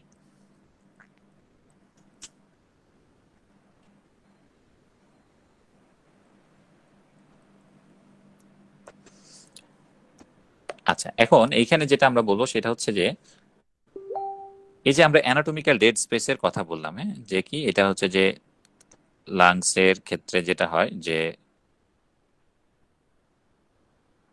যে এটা হচ্ছে যে যেই সব জায়গা পর্যন্ত হচ্ছে যে কোনো অ্যালভিওলাস নাই, ওইসব জায়গাতে যেটা হয় আর কি, এটা হচ্ছে অ্যানাটমিক্যাল ডেড স্পেস। এখন এই অ্যানাটমিক্যাল তাহলে কি হচ্ছে দেখেন, আমরা যদি একে আবার হচ্ছে যে একটু এভাবে এঁকে দেখাই, যে এই যে এই পর্যন্ত হচ্ছে যে কি আমাদের অ্যানাটমিক্যাল ডেড স্পেস, তাই না? এই যে এটা হচ্ছে আমাদের অ্যানাটমিক্যাল ডেড স্পেস। এই অ্যানাটমিক্যাল ডেড স্পেসের এয়ারটা কখন কখন বাড়তে পারে, এইটা হচ্ছে যে আপনাদের জন্য একটা ইম্পর্টেন্ট জিনিস। এইটা হচ্ছে যে আমি একটু আপনাদেরকে ডিসকাস করবো। সেটা হচ্ছে কি, আপনি একটু মনে করে দেখেন ছোটবেলার লেখাপড়া, সেইটা কি যে হচ্ছে যে ট্রাকিয়া যদি ক্রস সেকশন করেন তাহলে কি হয় আপনাদের মনে আছে? এই যে সামনে কি থাকে, একটা সি শেপড কার্টিলেজ থাকে, তাই না? আর পিছনে কি থাকে? এখানে কিন্তু হচ্ছে যে একটা ট্রাকিয়াল মাসল থাকে। আচ্ছা, এখন কি হয় আমরা জানি যে সিম্প্যাথেটিক নার্ভাস সিস্টেম আছে এবং হচ্ছে কি আছে, প্যারাসিম্প্যাথেটিক নার্ভাস সিস্টেম আছে। সিম্প্যাথেটিক কি করে আমরা জানি? ব্রঙ্কো ডায়ালেটেশন করে, তাই না? ব্রঙ্কো ডায়ালেট করে। আর প্যারাসিম্প্যাথেটিক কি করবে? প্যারাসিম্প্যাথেটিক করবে হচ্ছে ব্রঙ্কো কনস্ট্রিকশন। শর্ট করে লিখলাম, বানান মনে হয় একটু ভুল হয়েছে, মাফ করে দিয়েন। এটা হচ্ছে কি যে ব্রঙ্কোডাইলেট যদি আপনি করেন, সিম্প্যাথেটিক নার্ভাস সিস্টেম যদি অ্যাক্টিভেটেড হয় বা আপনি কোনো কারণে অ্যাড্রেনালিন ড্রাগ দেন, তাহলে কি হবে? আপনার এই যে এইখানে যে জায়গাটা আছে সেটা কি হবে? সেটা কিন্তু বেড়ে যাবে, তাই না? কারণ ব্রঙ্কোডাইলেট করলে তখন কি হবে দেখেন, আপনি যে জায়গাটা পাচ্ছেন, অর্থাৎ আপনার সি শেপ কার্টিলেজের সাইজ তো আর চেঞ্জ হবে না, বাট হচ্ছে যে আপনার যে ইয়েটা আছে সেটা কিন্তু হচ্ছে যে কন্ট্রাক্ট, সরি ডায়ালেট করবে আর কি। ডায়ালেট করে কি হবে? আপনার কিন্তু বেসিক্যালি জায়গাটা বেড়ে যাবে। তার মানে আপনি দেখেন যে আপনি যদি সিম্প্যাথেটিক নার্ভাস সিস্টেমকে অ্যাক্টিভেট করেন বা আপনার ব্রঙ্কো ডাইলেটেশন হয় অ্যাড্রিনালিন ইউজ করার কারণে, তাহলে কিন্তু আপনার অ্যানাটমিক্যাল ডেড স্পেস যেটা আছে সেটা কি হবে? আপনার কিন্তু বেড়ে যাবে। এইটা হচ্ছে একটা ইম্পর্টেন্ট আইডিয়া। তাহলে কি দেখলেন? দেখেন যে অ্যাড্রিনালিন যদি আপনি ইউজ করে থাকেন তাহলে কি হবে? আপনার কিন্তু অ্যানাটমিক্যাল ডেড স্পেস বেড়ে যাবে। আবার কি হবে? ধরেন একটা লম্বা মানুষ যদি হয়, তার মানে কি, তার কিন্তু হচ্ছে যে কন্ডাক্টিং জোন যেগুলি আছে, তাই না, সেগুলো কি হবে? সেগুলো কিন্তু বড় হবে। ফলে একটা শর্ট স্ট্যাচারের মানুষের থেকে কিন্তু একদম লম্বা টল স্ট্যাচার একটা মানুষের কিন্তু অ্যানাটমিক্যাল ডেড স্পেস কিন্তু বেশি হবে। এই জিনিসগুলো হচ্ছে যে আপনাদের একটু বুঝে বুঝে মাথায় রাখতে হবে। পরীক্ষার হলে তো একদম হুবহু কোনো প্রশ্ন আসে না, আপনি জাস্ট হচ্ছে যদি বেসিক কনসেপ্টটা ধরে রাখতে পারেন তাহলেই কি হবে? আপনার হচ্ছে যে কিন্তু আপনি পরীক্ষায় আনসার করতে পারবেন। তাহলে এইটা হলো হচ্ছে যে আরেকটা ইম্পর্টেন্ট আইডিয়া। আচ্ছা, এখন হচ্ছে যে আরেকটা খুব সুন্দর কথা বলবো, সেইটা হচ্ছে আরেকটা খুব কনফিউজিং জিনিস যেটা বিভিন্ন পরীক্ষাতে আপনাদেরকে কনফিউজ করার জন্য দিয়ে থাকা হবে। আবার লাংসের ছবি আঁকি, খামাখা মুসলাম আগেরটা।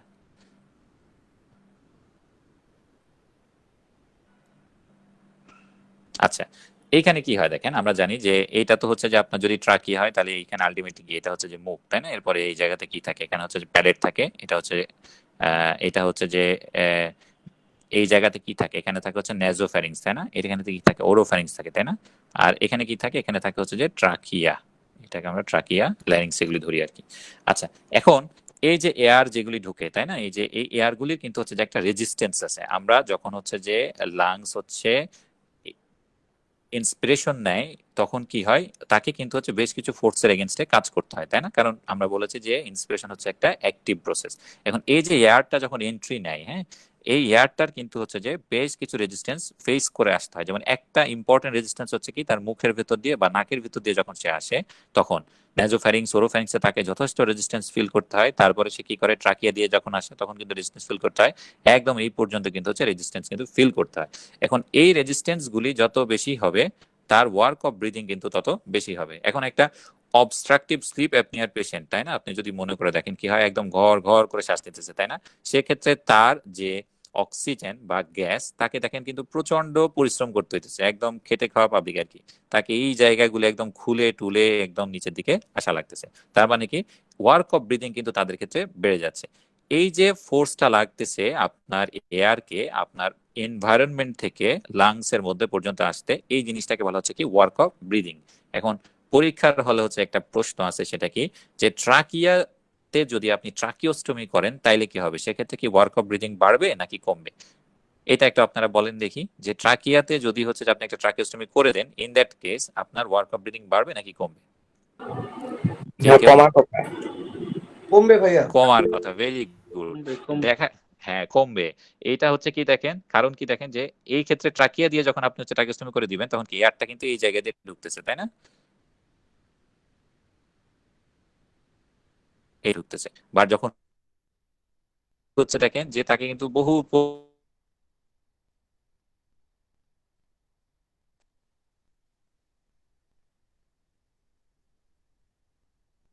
ওয়ার্ক অফ ব্রিদিং লাগে, বাকিটা লাগে হচ্ছে নিচের দিকে। তাহলে যখন আপনি ট্রাকিওস্টমি করবেন তখন কি হবে, ট্রাকিওস্টমি যদি আপনি করেন তাইলে আপনার ওয়ার্ক অফ ব্রিদিং কিন্তু কমে যাবে। এইটা হচ্ছে যে আপনার মাথায় রাখতে হবে। কেন কমবে এটাও কিন্তু আমরা হচ্ছে যেখানে বললাম। এই হচ্ছে মোটামুটি হচ্ছে যে আমাদের এখানকার আরো কিছু ইম্পর্টেন্ট ধারণা। তাহলে আমরা হচ্ছে যে এটা এখন একটু মুছে ফেলি। কারো কোনো কোয়ারি আছে, কারো কোনোটা পয়েন্ট বুঝতে সমস্যা হয়েছে বা কোনো প্রবলেম, তাহলে আপনি বলবেন, আমি আবার এটা রিপিট করব। আচ্ছা, এখন আমরা হচ্ছে যে একটু কোশ্চেন দেখি এখানে কোনো কোশ্চেন আমাদের সেট করা আছে কিনা। আচ্ছা, এই যে দেখেন ট্রাকিওস্টমির কিন্তু একটা প্রশ্ন এখানে আছে, তাই না, 31, যেটা এই যে এই কোশ্চেনটা, কোয়েশ্চেন নাম্বার 31। এটা কি যে which of the following physiological change do not ochre following ট্রাকিওস্টমি। প্রথম প্রশ্ন কি, এখানে আপনারা একটু খেয়াল করে দেখবেন যে এটা কি যে ডু নট অকার, কোন চেঞ্জটা হচ্ছে নিচে হবে না, ট্রাকিওস্টমি করার পরে কোন চেঞ্জটা হবে না। দেখছেন এটা এমআরসিএস এর বৈশিষ্ট্য কিন্তু খানিকটা হচ্ছে যে এমবিবিএস পরীক্ষার মতো, এই যে কোনটা না করলেই না, কোনটা হ্যাঁ করলেই না, এই টাইপের কোশ্চেন ছিল এরকম আর কি। Answer এইটা C কি হবে হবে। দেখেন একটু, Answer C, কোন work জিনিসটা কেন breathing হবে is না? in. হ্যাঁ, এই তো আপু আপনারা বুঝে গেছেন, কারণ এটা এক্সপ্লিসিটলি একটু আগে বলা হয়েছে এবং আমরা এখন এই থিওরিটাও কিন্তু জানি। যেহেতু হচ্ছে যে ওয়ার্ক অফ ব্রিদিং কম, তার মধ্যে ডেফিনেটলি ভেন্টিলেশনও তো হচ্ছে বাড়বে, অ্যালভিওলার ভেন্টিলেশন তো তুলনামূলক ডেফিনেটলি বাড়বে। তারপরে অ্যানাটমিক্যাল ডেড স্পেসও তো কমে যাচ্ছে, কারণ আমরা জানি যে অ্যানাটমিক্যাল ডেড স্পেসের পেছনে কিন্তু মুখেরও কিন্তু অবদান আছে। মুখ যেহেতু বাইপাস করে ফেলছে তার মানে অ্যানাটমিক্যাল ডেড স্পেস কমে যাবে। ওয়ার্ক অফ ব্রিদিং হচ্ছে 1/3 to 1/2 কমে যাবে। আচ্ছা, যেহেতু এখানে কি হচ্ছে দেখেন যে এখানে কিন্তু একটা জিনিস একটু বুঝে রাখেন, যে proportion of ciliated epithelial cell in the trachea May decrease. কি হবে দেখেন, কারণ এখানে যেটা হবে যে হচ্ছে যে আপনি একটা ফরেন বডি আপনার ট্রাকিয়াতে কিন্তু প্লেস করে রাখছেন, ফলে ওইখানে কি হবে, আপনার যে সিলিয়েটেড এপিথেলিয়াল সেলগুলি আছে সেগুলিতে কিন্তু মেটাপ্লাসিয়া হবে। মেটাপ্লাসিয়া হয়ে কিন্তু ওইগুলি নন কেরাটিনাইজড স্ট্র্যাটিফাইড স্কোয়ামাসের দিকে যাওয়া শুরু করবে। এই কারণে কি হবে, আসলে proportion of ciliated epithelial cell in the trachea কিন্তু কমে যাবে।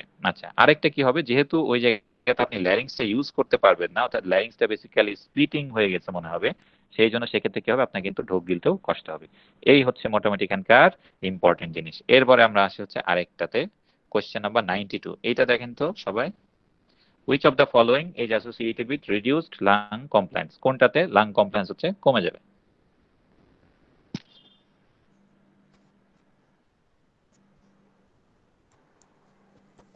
কে আনসার দিবেন? 92, which of the following is associated with reduced lung compliance. আমরা কি বলে আসছি মনে করে দেখেন তো, যে লাং কমপ্লায়েন্স হচ্ছে বাড়ে কোনটা কোনটার ক্ষেত্রে আমরা জানি। একটা হচ্ছে যে যদি ওল্ডার এজ হয় তাহলে বাড়ে, তারপর হচ্ছে কি সিওপিডি যদি থাকে মানে এমফাইসেমাটা যদি থাকে তাহলে কি হবে, সেক্ষেত্রেও কিন্তু হচ্ছে যেটা বাড়বে। তারপরে দেখেন কি লেখা, যে decline in pulmonary blood flow. এখন পালমোনারি ব্লাড ফ্লো যদি কমে যায় তাহলে কি কমপ্লেক্স বাড়বে নাকি কমবে, কি মনে হয়? কমপ্লেক্স কি কমবে হবে ভাই, আপু? কমবে complex. Decline in pulmonary, pulmonary blood flow যদি কমে যায় তাহলে কি কমপ্লায়েন্স কমবে না বাড়বে? কমবে ভাইয়া, কমবে কমবে ভাইয়া। কমবে। কমপ্লায়েন্স কি কমবে পালমোনারি ব্লাড ফ্লো কমে গেলে? জি ভাইয়া কমবে। তাহলে আনসার কি বলতে চাচ্ছেন, সি? সি। কি মনে হচ্ছে ভাই? আচ্ছা, তাহলে এটা হচ্ছে আমরা একটু বুঝাই। এটা হচ্ছে যে আপনাদের আইডিয়াটা একটু ভুল হয়েছে, হ্যাঁ, যে সেটা কিরকম আমি আপনাদেরকে বলি। যে কোন কালি আছে, আচ্ছা অক্সিজেন তো গ্রিন ধরি আমরা। আচ্ছা, এটা হচ্ছে যে অ্যালভিওলার ওয়াল, হ্যাঁ, আর এটা হচ্ছে যে ব্লাড সাপ্লাই, ঠিক আছে? এখান দিয়ে হচ্ছে কি যাচ্ছে, ব্লাড যাচ্ছে। আচ্ছা, এখন আপনি চিন্তা করে দেখেন যে কমপ্লায়েন্স জিনিসটা কার উপরে, কার সাথে রিলেটেড ছিল? এটা ছিল হচ্ছে যে আপনি কতটুকু লাং ইলাস্টিক তার উপরে, তাই না? কমপ্লায়েন্স ছিল কার উপর ডিপেন্ড করতো? এটা হচ্ছে ইলাস্টিসিটির উপরে ডিপেন্ড করে। এখন যদি ইলাস্টিসিটি বাড়ে তাহলে কি হবে, আপনার হচ্ছে কিন্তু লাং এর কমপ্লায়েন্স বাড়বে, অর্থাৎ অল্প পরিশ্রমে কিন্তু লাং অনেক বেশি এক্সপ্যান্ড করবে। এখন যদি ব্লাড ফ্লো এই জায়গাতে বেড়ে যায়, ব্লাড ফ্লো এই জায়গাতে বেড়ে যায়, তো ব্লাডের মধ্যে বেসিক্যালি কি কন্টেন্ট থাকে দেখেন, এখানে থাকে হচ্ছে প্লাজমা এবং সেল থাকে, তাই না? এগুলির কোনোটার কি কোনো ইলাস্টিসিটি আছে? এগুলি কোনোটার কিন্তু কোনো ইলাস্টিসিটি নাই। ফলে কি হচ্ছে আলটিমেটলি দেখেন, যে যদি ব্লাড ফ্লো বেড়ে যায় তাহলে বেসিক্যালি কি হচ্ছে, আপনার কিন্তু ওভারঅল ইলাস্টিসিটি কিন্তু কমে যাচ্ছে। কারণ এই যে ওয়াল, এই ওয়ালের যে ইলাস্টিসিটি, এটা তো কোনো পরিবর্তন নাই, সেটা যা ছিল তাই আছে। বাট আপনার কিন্তু ব্লাড ফ্লো বেড়ে যাওয়ার কারণে কি হচ্ছে, যে ব্লাড ফ্লো ইটসেলফ হচ্ছে একটা কন্টেন্ট, এই কন্টেন্টের পরিমাণ বেড়ে যাচ্ছে এবং এই কন্টেন্টের কোনো কিছুই কিন্তু ইলাস্টিক না। ফলে কি হচ্ছে আলটিমেটলি কিন্তু আপনার ইলাস্টিসিটি ওভারঅল কমে যাচ্ছে। ইলাস্টিসিটি কমে যাওয়ার কারণে কি হবে, যে আপনার যদি হচ্ছে ব্লাড ফ্লো কমে যায় তাহলে কি হবে, আপনার কিন্তু কমপ্লায়েন্সটা হচ্ছে বেড়ে যাবে। বোঝা গেছে কি না? আবার রিপিট করব? হ্যাঁ, একটু আরেকটু রিপিট করলে ভালো হয়। আচ্ছা, আবার হচ্ছে যে একটু মনোযোগ দিয়ে শুনবেন, হ্যাঁ, যে কমপ্লায়েন্স মানে কি? কমপ্লায়েন্স মানে হচ্ছে যে যত ইলাস্টিসিটি বেশি হবে তত কমপ্লায়েন্স বাড়বে, তাই না? এটুক তো সবাই ক্লিয়ার। আচ্ছা, এখন আমরা কি বলছি, যে আমাদের প্রশ্নটা আমরা আবার একটু দেখি, তাহলে হচ্ছে যে আপনারা বুঝতে পারবেন। এখানে প্রশ্নটা কি বলছে, যে decline in pulmonary blood flow, pulmonary blood flow যদি কমে যায় তাহলে কি হবে, ইলাস্টিসিটি বাড়বে নাকি কমবে, এটা হচ্ছে আমরা এখন একটু জানতে চাচ্ছি। আচ্ছা, সেক্ষেত্রে দেখেন যে আমাদের প্রশ্নটা কি, আমরা এখানে উপরে একটু লিখে রাখি, তাহলে আমাদের মাথায় রাখতে সুবিধা হবে। যে পালমোনারি ব্লাড ফ্লো যদি কমে তাহলে কি হবে, ফ্লো ডিক্লাইন যদি করে তাহলে কি হবে, এটা আমরা বুঝতে চাচ্ছি। আচ্ছা, আমি কি বলছি দেখেন, যে এইটা হচ্ছে যে কি, এটা হচ্ছে যে আমাদের অ্যালভিওলাসের ওয়াল, আর এটা হচ্ছে আমাদের ব্লাড ভেসেল। অ্যালভিওলাসের ওয়ালে কি আছে, ইলাস্টিসিটি আছে, তাই না? ব্লাড ভেসেলের মধ্যে তো তেমন কোনো ইলাস্টিক কোনো কম্পোনেন্ট আমরা পাচ্ছি না। এখানে কি থাকে আমরা জানি, প্লাজমা থাকে, সেল থাকে। এখন ব্লাড ফ্লো যদি বাড়ে, ব্লাড ফ্লো যদি বাড়ে তার মানে কি, এই যে পুরা ওভারঅল যে জায়গাটা, এই জায়গাটাতে ইলাস্টিক কম্পোনেন্ট কিন্তু যা ছিল তাই আছে, বাট নন ইলাস্টিক কম্পোনেন্ট কিন্তু বেড়ে যাচ্ছে। সেগুলি কি, এই যে প্লাজমা সেল আর হচ্ছে ব্লাড সেল। তার মানে আমি কি বলতে পারি, যে ব্লাড ফ্লো যদি বাড়ে তাহলে ওভারঅল ইলাস্টিসিটি কিন্তু কমে যাবে। বোঝা গেছে? এখন ইলাস্টিসিটি যদি কমে যায় তার মানে কি, এটা কিন্তু হচ্ছে যে কমপ্লায়েন্সটা কমে যাবে, কমপ্লায়েন্সটাও সেক্ষেত্রে কি হবে, কিন্তু কমে যাবে, যে সি। বাট যদি উল্টা ঘটনা হয়, যে ব্লাড ফ্লো যদি আপনার কমে যায়, অর্থাৎ আমরা যদি হচ্ছে যে এইটাকে এভাবে দেখি, এটা আমি মুছে পুরোটা আবার আঁকি, এই ভালো হবে।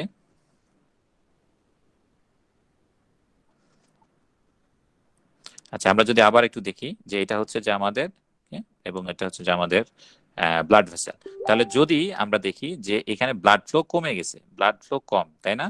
তার মানে কি হচ্ছে দেখেন, যে ওভারঅল এই যে এই জায়গাটুকুতে আপনার কি হচ্ছে, এই যে ইলাস্টিক কম্পোনেন্ট সেটা যা ছিল তাই আছে, আগের মতোই আছে, সেম অ্যাজ বিফোর, নর্মাল একই রকম আছে।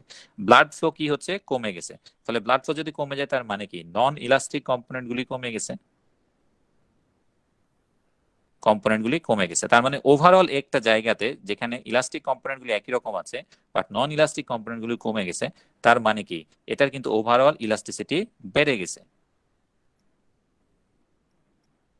ইলাস্টিসিটি যদি বেড়ে যায় তাহলে আমরা জানি তাহলে কি হবে, কমপ্লায়েন্স কিন্তু বেড়ে যাবে। বোঝা গেছে কি এটা?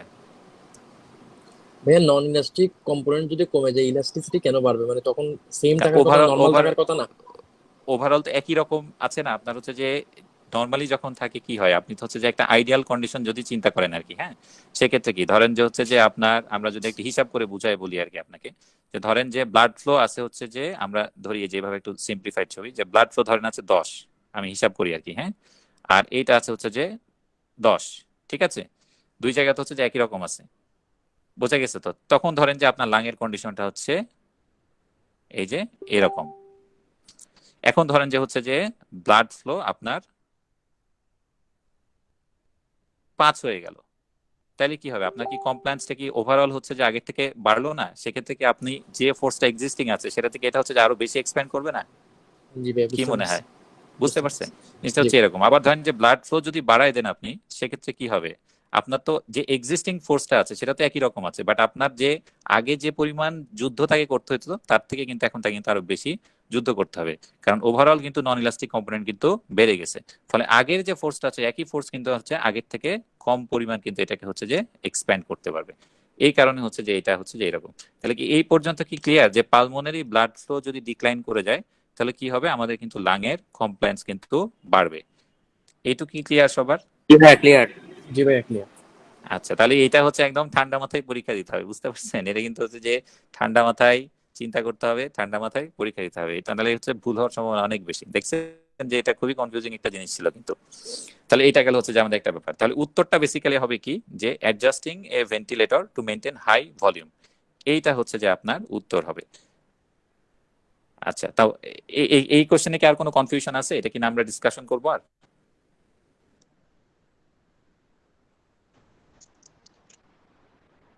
সবাই কি এটা এই পর্যন্ত ক্লিয়ার?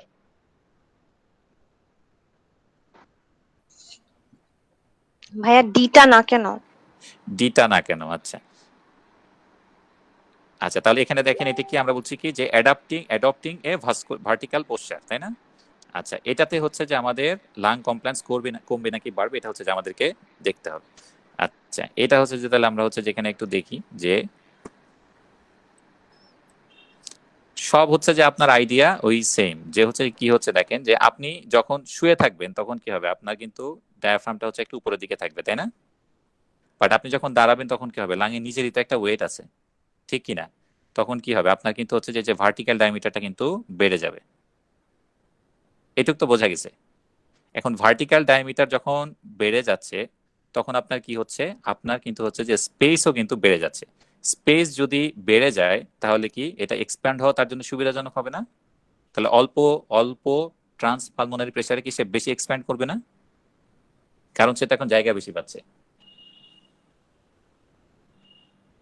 বোঝা গেছে কি? জি ভাইয়া। একদম সিম্পল আর কি। হ্যাঁ, আমরা হচ্ছে যে এটা জটিল ভাবে চিন্তা করবো না। আপনি দেখেন যে আপনি যখন হচ্ছে দাঁড়াবেন তখন কি আপনার কিন্তু ভার্টিক্যাল ডায়ামিটার বেশি, মানে আপনার ওভারঅল চেস্টের ভলিউমটা কিন্তু বেড়ে যাবে। চেস্টের ভলিউম যখন বেড়ে যাবে তার মানে কি, আপনাকে হচ্ছে যে একটা বড় জায়গাতে যদি হচ্ছে অল্প প্রেসার দেওয়া হয় তাহলে কি আপনি আরো বেশি হচ্ছে প্রসারিত হওয়ার চান্স পাবেন না? কিন্তু যদি একটা ছোট জায়গাতে আপনাকে যদি একই রকম প্রেসার দেওয়া হয় তাহলে কিন্তু আপনি বেশি প্রসারিত হওয়ার চান্স পাবেন না। কারণ কমপ্লায়েন্স ব্যাপারটাই তো এরকম, যে আপনি কত কমে কত বেশি প্রসারিত হতে পারবেন, এটা হচ্ছে আপনার দেখার বিষয়। তো তাহলে যেহেতু যখন আপনি স্ট্যান্ডিং পজিশনে আছেন তখন কি হচ্ছে? আপনার কিন্তু চেস্টের ডায়ামিটারটা বেড়ে যাচ্ছে। চেস্টের ডায়ামিটার বেড়ে যাওয়ার কারণে কিন্তু আপনার লাং কিন্তু ইজিলি হচ্ছে যে আরো বেশি প্রসারিত হতে পারছে অল্প পরিশ্রমে। তার মানে কিন্তু বেসিক্যালি তার লাং কমপ্লেন্সটা বেড়ে যাবে, নট কমে যাবে। তাহলে বাকি থাকলে একটাই অপশন, সেটা হচ্ছে যে adjusting a ventilator to maintain high lung volume. এইটা হবে হচ্ছে যে আমাদের এখানকার আনসার। বোঝা গেছে তো এই পর্যন্ত? জি ভাইয়া। হ্যাঁ ভাইয়া, আচ্ছা, বুঝতে এর পারছি। পরের প্রশ্ন, বুঝতে পারছি। এর পরের প্রশ্নটা দেখেন, এইগুলো কিন্তু আসে অনেক, বুঝতে পারছেন? তো এগুলি হচ্ছে যে সবগুলি ভালো করে বুঝে হচ্ছে যে আপনাকে রাখতে হবে। হ্যাঁ, ফিজিওলজি কিন্তু ম্যাক্সিমাম কোশ্চেন এরকম বোঝার মতো আসে, সুতরাং এগুলি হচ্ছে যে আপনার ভালো আইডিয়া থাকতে হবে। আচ্ছা, এরপরে দেখেন এটা কি, যে which one of the following is associated with increased lung compliance, কোনটা এখানে লাং কমপ্লেন্স বেশি বাড়বে? এমফাইসিং হবে। তো আপনার- হ্যাঁ, এটা হচ্ছে যে আপনারা সবাই জানেন। আচ্ছা, এরপরে হচ্ছে যে আমরা আরেকটা প্রশ্ন লিখি, সেইটা কি, যে which of the following statement relating to alveolar ventilation is true untrue? আচ্ছা, এখানে দেখেন কি, যে anatomical dead space is measured by helium dilution, এটা কি হিলিয়াম ডাইলিউশন ছিল? না ভাইয়া, এটা ফলস। এটা কি ছিল মনে কর? হ্যাঁ, এটা এটা কি flow ছিল meter বলেন তো? এটা ফলস। ফ্লো মিটার ছিল। হ্যাঁ, ফাউলার্স মেথড ছিল, ফাউলার্স method মেথড। ছিল। হ্যাঁ, ফাউলার্স মেথড ছিল, ঠিক আছে। তাহলে আমরা একটা কোশ্চেন দেখেই তো বুঝে গেছি। আচ্ছা, তারপর এখানে কি দেখেন, কি লেখা, যে physiological dead space is increase in pulmonary embolism. এটা তো বুঝতে পারছেন, দেখি বোঝা যাচ্ছে না, এটা এক্সপ্লেন করতে হবে? কারো বুঝতে পারছি কনফিউশন ভাইয়া, থাকলে বলবেন, আমি এক্সপ্লেন করব। আমি বুঝতে পারছি। মনে আছে যে হচ্ছে যে হ্যাঁ আমি কি বলছিলাম, যে হ্যাঁ বুঝা গেছে। অ্যালভিওলাসে হ্যাঁ আপনার বোঝা গেছে তাই না? অ্যালভিওলাসে কিন্তু এয়ার যাচ্ছে, বাট পালমোনারি এম্বোলিজম মানে কি, অ্যালভিওলাসের চারপাশে যে সার্কুলেশন, ওইখানে কোথাও ব্লাড ক্লট হয়ে যাওয়ার কারণে ব্লাড যাচ্ছে না, হ্যাঁ সার্কুলেশন যাচ্ছে না, ফলে কি হচ্ছে, যেই জায়গা দিয়ে গ্যাস এক্সচেঞ্জ হয় সেখানে এয়ার আছে, বাট ট্রান্সফার হচ্ছে না, ফলে কি হচ্ছে, আমাদের ফিজিওলজিক্যাল ডেড স্পেস কিন্তু বেড়ে যাচ্ছে। আচ্ছা, এরপর হচ্ছে অ্যালভিওলার ভেন্টিলেশন, এটা তো আমরা ডেফিনেশন জানি। আচ্ছা, এইটা কিন্তু আমরা ডিসকাস করলাম, the anatomical dead space is increase by adrenaline, তাই না? কারণ কি, ব্রঙ্কোডাইলেটেশন হচ্ছে, ব্রঙ্কোডাইলেটেশন হওয়া মানে কি, জায়গা বেড়ে যাওয়া, অ্যানাটমিক্যাল ডেড স্পেসও বেড়ে যাচ্ছে। আবার type 2 pneumocyte in the alveoli কি করে, সারফেক্ট্যান্ট সিক্রেট করে, এটাও তো বোঝা যাচ্ছে। তাহলে এটা হচ্ছে যে আমরা জেনে গেলাম। আচ্ছা, এরপরে হচ্ছে যে আমরা আসি হচ্ছে যে খুবই পেইড একটা টপিক, এটা আমরা ছোটবেলা থেকে দেখে আসতেছি এবং আমাদের পরীক্ষাতে প্রচুর আসছে। সেইটা কি, সেটা হচ্ছে যে আমাদের লাং ভলিউম আর ক্যাপাসিটি। এটা তো মোটামুটি হচ্ছে যে আপনারা সবাই জানেন আমার ধারণা, তারপর আমি হচ্ছে শর্ট একটু বলবো। সেটা হচ্ছে কি যে আপনাদের থেকে আমি প্রথম হচ্ছে তাহলে শুনি। হ্যাঁ, প্রথমটা আমরা যেটা ধরবো সেটা হচ্ছে যে টাইডাল ভলিউম। টাইডাল ভলিউম জিনিসটা কি, টোটাল আমরা বলবো যেটা, সেটা হচ্ছে যে আমাদের টোটাল 4টা লাং ভলিউম আছে। হ্যাঁ, আর হচ্ছে 4 ধরনের লাং ভলিউম। এগুলি কি, এগুলি বেসিক্যালি কিছু না, এগুলো হচ্ছে যে আমাদের ক্লিনিক্যাল প্র্যাকটিসের জন্য কি বেশ কিছু মেজারমেন্ট আমাদের জানা লাগে। হ্যাঁ, 4টা ক্যাপাসিটি আছে। এইগুলি কোনটা কিভাবে হয় এটা হচ্ছে যে আমাদের খুব ভালোভাবে জানতে হবে। এটা আপনি আমাদের নোটে যদি দেখেন পিডিএফ এ, যেটা কিন্তু লাল করে দেওয়া পুরাটাই বাম সাইডে। তো এটা লাল করে দেওয়ার অর্থ কি, যেগুলি প্রত্যেকটাই খুব ইম্পর্টেন্ট। এখন আমরা ভলিউমগুলির মধ্যে প্রথমটা কোনটা, এটা হচ্ছে যে টাইডাল ভলিউম। এখন টাইডাল ভলিউম জিনিসটা কি, কেউ স্বতঃস্ফূর্ত ভাবে? The amount of air inspired or expired with each respiration. Yes, তার মানে হচ্ছে যে একদম সিম্পল, আমি যে এতক্ষণ কথা বললাম আপনাদের সাথে, আপনারা যে আমার সাথে কথা বলতেছেন, এই সময় আমরা কি হচ্ছে, আমরা কিন্তু একটা নর্মাল কন্ডিশনে আছি। একটা নর্মাল কন্ডিশনে আমরা স্বাভাবিকভাবে একটা নিঃশ্বাস নেওয়ার সময় যে পরিমাণ এয়ার ইনহেল করি, এটাকে আমরা বলি কি, টাইডাল ভলিউম। এটা নিয়ে তো কারো কোনো কনফিউশন নাই। এটা কত, এটা হচ্ছে অ্যারাউন্ড 500 ml, তাই না? 500. আচ্ছা, তারপরে আসেন হচ্ছে যে একটা কি, একটা আছে হচ্ছে যে ফোর্সড এক্সপিরেটরি ভলিউম। এই জিনিসটা কি?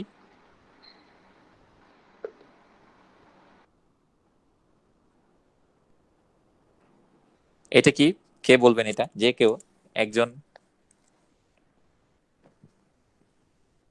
হ্যালো,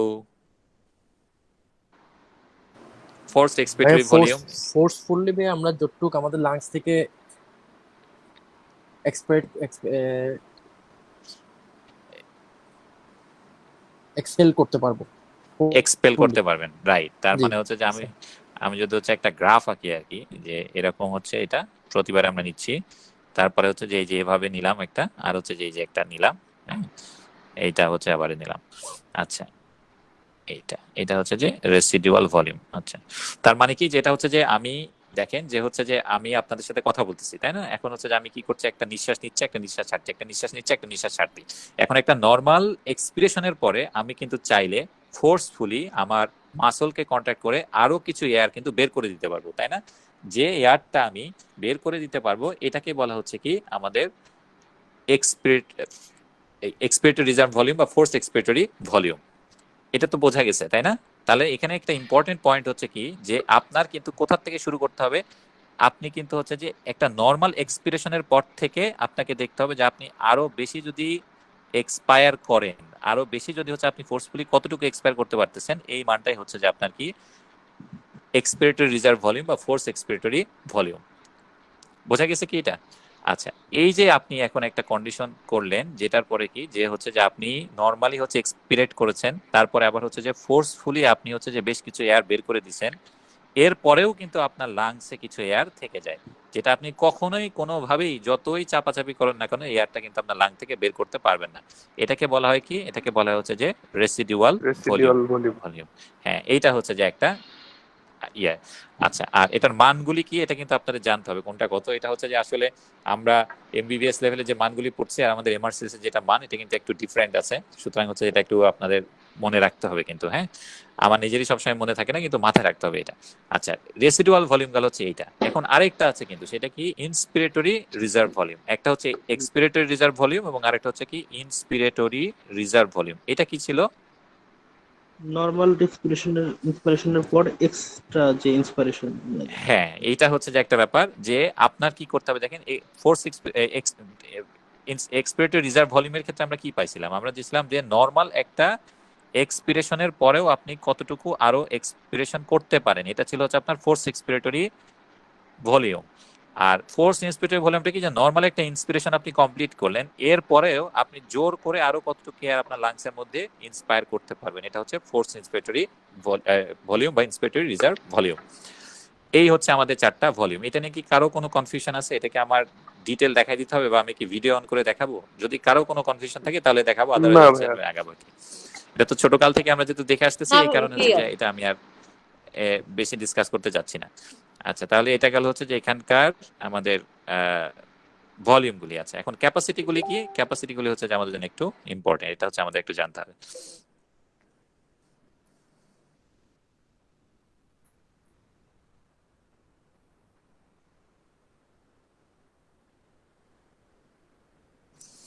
আচ্ছা, ক্যাপাসিটির মধ্যে প্রথমটা হচ্ছে কি, এক নাম্বার হচ্ছে functional residual capacity.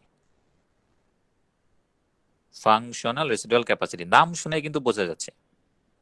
Residual capacity মানে কি, যে আপনার লাংসে কতটুকু সব সময় এয়ার থাকে, এটাই হচ্ছে ফাংশনাল রেসিডুয়াল ক্যাপাসিটি। তাহলে কতটুকু হবে দেখেন, এই যে আমরা তো যেহেতু হচ্ছে নর্মাল এক্সপ্রেশন হচ্ছে যে করে আবার কি করি, এটার পরে তো হচ্ছে যে আবার ইন্সপায়ার করি, তাই না?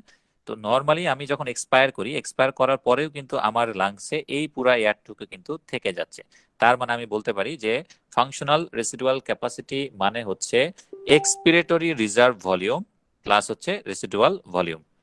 এটা তো ক্লিয়ার, কারো কোনো কনফিউশন নাই?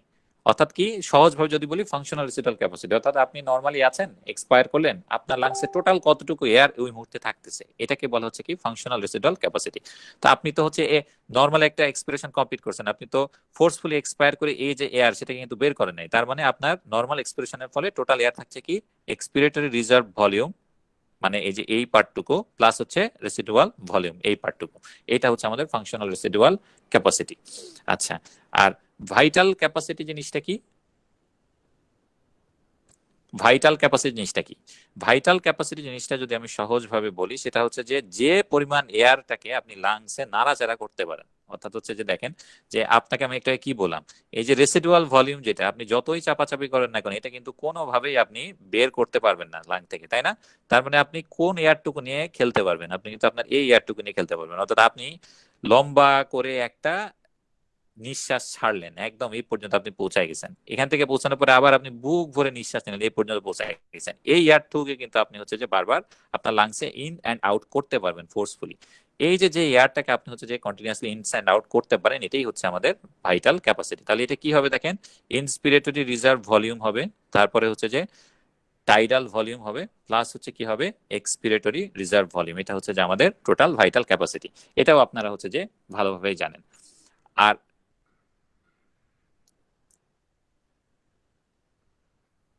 টোটাল লাং ক্যাপাসিটি বলতে কি, ভাই এর সাথে রেসিডুয়াল ভলিউমটা যোগ হয়ে যাবে। রেসিডুয়াল ভলিউমটা যোগ হবে আর কি, ঠিক আছে? টোটাল লাং ক্যাপাসিটি মানে হচ্ছে রেসিডুয়াল ভলিউমটা যোগ হবে। এরপরে একটা আছে কি ফোর্সড ভাইটাল ক্যাপাসিটি। হ্যাঁ, ফোর্সড ভাইটাল ক্যাপাসিটিটা কি?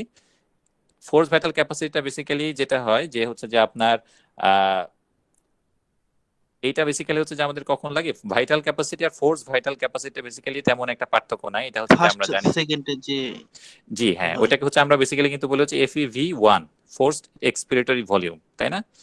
এখানে ওরা হচ্ছে যে এটা আমাদের নর্মাল যে বইয়ের ধারণা তার থেকে একটু ডিফারেন্ট আর কি, বোঝা গেছে? FEV1টা হচ্ছে কি, যে 1 সেকেন্ডে আপনি কতটুকু এয়ার ফোর্সফুলি বের করে দিতে পারেন, এটা হচ্ছে কিন্তু FEV1।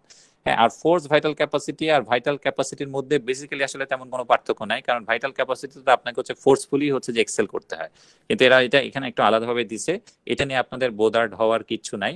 আপনাদের জন্য মেইন আইডিয়া হচ্ছে কি, যে এই উপরের গুলি এবং আরেকটা কোনটা FEV1 এবং হচ্ছে যে ভাইটাল ক্যাপাসিটি বা ফোর্সড ভাইটাল ক্যাপাসিটি।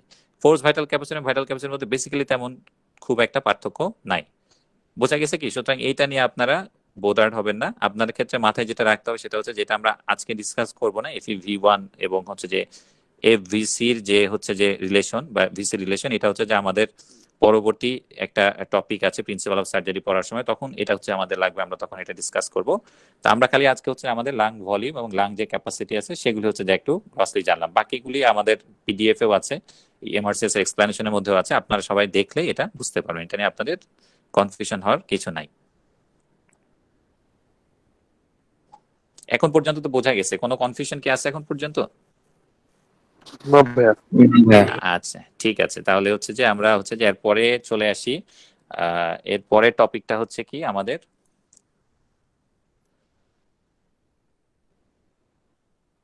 এবারে টপিকটা হচ্ছে আমাদের, আপনারা একটু মাথায় রাখবেন, সেটা হচ্ছে যে অক্সিজেন ট্রান্সপোর্ট নিয়ে। হ্যাঁ, আমরা তো তাইলে হচ্ছে যে রেসপিরেশন কিভাবে নেয় সেটার ফিজিওলজি তো ডিসকাস করে ফেলছি, এখন আমরা হচ্ছে যে অক্সিজেন কিভাবে ট্রান্সপোর্ট হচ্ছে, কার্বন ডাইঅক্সাইড কিভাবে ট্রান্সপোর্ট হচ্ছে, এগুলো নিয়ে একটু হালকা ডিসকাশন করবো। এবং এখান থেকে আমাদের মেইন যে টপিক সেটা হচ্ছে কি, সেটা হচ্ছে যে অক্সিজেন হিমোগ্লোবিন ডিসোসিয়েশন কার্ভ, সেটা হচ্ছে যে আমরা একটু ডিসকাস করব। তো এই আবার আগের ছবিটাতে চলে আসি, যে এটা যদি অ্যালভিওলাস হয় এবং এটা হচ্ছে যে আমাদের যদি হচ্ছে যে ব্লাড, হ্যাঁ, আর এটা হচ্ছে কি, এটা হচ্ছে যে আমাদের অ্যালভিওলাস। আচ্ছা, নর্মালি কি হয় যে বাইরে এক্সটার্নাল এয়ার থেকে হচ্ছে যে অক্সিজেন আসে, অক্সিজেন আসার পরে সেটা কি করে, সেটা কিন্তু হচ্ছে যে আমাদের আমাদের ব্লাড সার্কুলেশনে চলে যায়। ব্লাড সার্কুলেশনের মধ্যে আবার কে আছে, ব্লাড সার্কুলেশনের মধ্যে আছে হচ্ছে আমাদের হিমোগ্লোবিন, আরবিসি এবং আরবিসির মধ্যে হিমোগ্লোবিন। আলটিমেটলি এখান থেকে তারা কোথায় আসে, আমাদের হিমোগ্লোবিনের সাথে যায়। এবং আপনারা জানেন যে একটা হিমোগ্লোবিনের সাথে 4 অণু অক্সিজেন কিন্তু অ্যাটাচ করতে পারে, এগুলি একদম বেসিক আইডিয়া। আচ্ছা, এখানে হচ্ছে যে কয়েকটা ব্যাপার আছে। হ্যাঁ, এই যে দেখেন, এই যে অক্সিজেন যেটা আছে, এই অক্সিজেনটা প্রথমে কোথায় গেল দেখেন, প্রথমে কিন্তু গেল হচ্ছে যে আমাদের প্লাজমাতে, তাই না? প্লাজমাতে এই অক্সিজেনগুলি কিভাবে আছে, প্লাজমাতে কিন্তু অক্সিজেনগুলি হচ্ছে সব এই যে এভাবে বুদবুদ আকারে কিন্তু আছে। তো এই বুদবুদগুলি কি করতেছে, এটা কন্টিনিউয়াসলি কিন্তু হচ্ছে যে আমাদের যে ক্যাপিলারি ওয়াল বা ভেসেল ওয়াল, এটাতে কিন্তু একটা প্রেসার দিচ্ছে। এই যে প্রেসারটা, যেটা অক্সিজেন প্লাজমার মধ্যে দ্রবীভূত থাকা অবস্থায় আমাদের সার্কুলেশনের যে ভেসেল ওয়াল সেটার মধ্যে দিচ্ছে, এটাকে আমরা কি বলি, এটাকে বলি আমরা হচ্ছে যে পার্শিয়াল প্রেসার অফ অক্সিজেন। এই আইডিয়াটা আপনাদের হচ্ছে যে ইম্পর্টেন্ট, এটা আমরা এখন লাগবে। তাহলে আমি আবার যদি বলি যে অক্সিজেন যখন ট্রান্সফার হচ্ছে তখন কি হচ্ছে, প্রথমে সেটা যাচ্ছে হচ্ছে আমাদের সার্কুলেশনে যাওয়ার পরে এরা কি করছে, এখান থেকে তারপরে কিন্তু আলটিমেটলি যাচ্ছে হচ্ছে আমাদের হিমোগ্লোবিনে। তো যখন তারা সার্কুলেশনে আছে তখন তারা কি করে, তারা কি, এই যে আমাদের যে ভেসেল ওয়াল, এই ভেসেল ওয়ালের উপরে কিন্তু একটা চাপ সৃষ্টি করে। এই যে চাপটা তারা তৈরি করে যখন তারা প্লাজমার মধ্যে ছিল তখন, এটাকে বলা হচ্ছে কি পার্শিয়াল প্রেসার অফ অক্সিজেন। আচ্ছা, তার মানে হচ্ছে যে অক্সিজেন যদি বেশি বেশি আমরা ইনহেল করি তাহলে কি পার্শিয়াল প্রেসার অফ অক্সিজেন কিন্তু বেড়ে যাবে। আবার যদি হচ্ছে আমরা অক্সিজেন যদি আমরা কম পাই তাহলে কি হবে, যেমন ধরেন হাই অল্টিটিউডে যখন আমরা যাই, ধরেন পাহাড়ে গেছি আমরা, তখন কি হচ্ছে আমরা কিন্তু বেশি অক্সিজেন কিন্তু পাই না, সেক্ষেত্রে কিন্তু আবার পার্শিয়াল প্রেসার অফ অক্সিজেনের পরিমাণ কিন্তু কমে যাবে। আর এই যে দেখেন যে হিমোগ্লোবিনে যে আমাদের অক্সিজেন গুলি বাইন্ড করছে, এখন টোটাল ধরেন 100টা হিমোগ্লোবিন হচ্ছে যে আপনার সার্কুলেশনে আছে, ধরেন আমি এটার মধ্যে এখন কতগুলি হিমোগ্লোবিন হচ্ছে অক্সিজেনের সাথে বাইন্ড করে আছে, সেই জিনিসটাকে বলা হচ্ছে যে পার্সেন্ট স্যাচুরেশন অফ হিমোগ্লোবিন। তাহলে দুইটা আইডিয়া কিন্তু আমরা এখান থেকে পেলাম। একটা হচ্ছে কি পার্শিয়াল প্রেসার অফ অক্সিজেন বলতে আমরা কি বোঝাই, আর পার্সেন্ট স্যাচুরেশন অফ হিমোগ্লোবিন বলতে কি বোঝাই। অর্থাৎ টোটাল হিমোগ্লোবিনের যদি 70% হচ্ছে অক্সিজেনের সাথে বাইন্ড করা থাকে তাহলে আমরা বলবো পার্সেন্ট স্যাচুরেশন অফ হিমোগ্লোবিন। আর টোটাল হিমোগ্লোবিনের যদি 100%ই হচ্ছে যে অক্সিজেনের সাথে বাইন্ড করা থাকে তাহলে আমরা কি বলবো, পার্শিয়াল স্যাচুরেশন অফ হিমোগ্লোবিন হচ্ছে 100।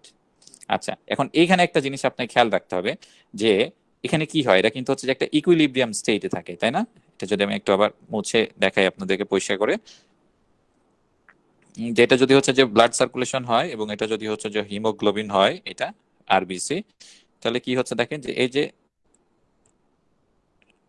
এদের সাথে কিন্তু এটা হচ্ছে একটা ইকুইলিব্রিয়াম স্টেটে থাকে। অর্থাৎ আমি কি বুঝাতে চাচ্ছি যে আপনার পার্শিয়াল প্রেসার অফ অক্সিজেন যত বাড়বে হিমোগ্লোবিনের পার্সেন্ট স্যাচুরেশনও কিন্তু তত বাড়বে, নরমালি বোঝা যাচ্ছে তো। আবার যখন হচ্ছে যে পার্সেন্ট স্যাচুরেশন অফ অক্সিজেন হচ্ছে যে কমে যাবে তখন কি হবে, আমার হিমোগ্লোবিন স্যাচুরেশনও কিন্তু কমে যাবে। পার্শিয়াল প্রেসার অফ অক্সিজেন তাহলে যদি কমে তাহলে আমার হিমোগ্লোবিন স্যাচুরেশন কমে যাচ্ছে। পার্শিয়াল প্রেসার অফ অক্সিজেন যদি হচ্ছে যে আমার বেড়ে যায় তাহলে আমার কি হচ্ছে, হিমোগ্লোবিন স্যাচুরেশন কিন্তু বেড়ে যাবে। এইটুক পর্যন্ত তা আমি আশা করি আপনারা সবাই ক্লিয়ার।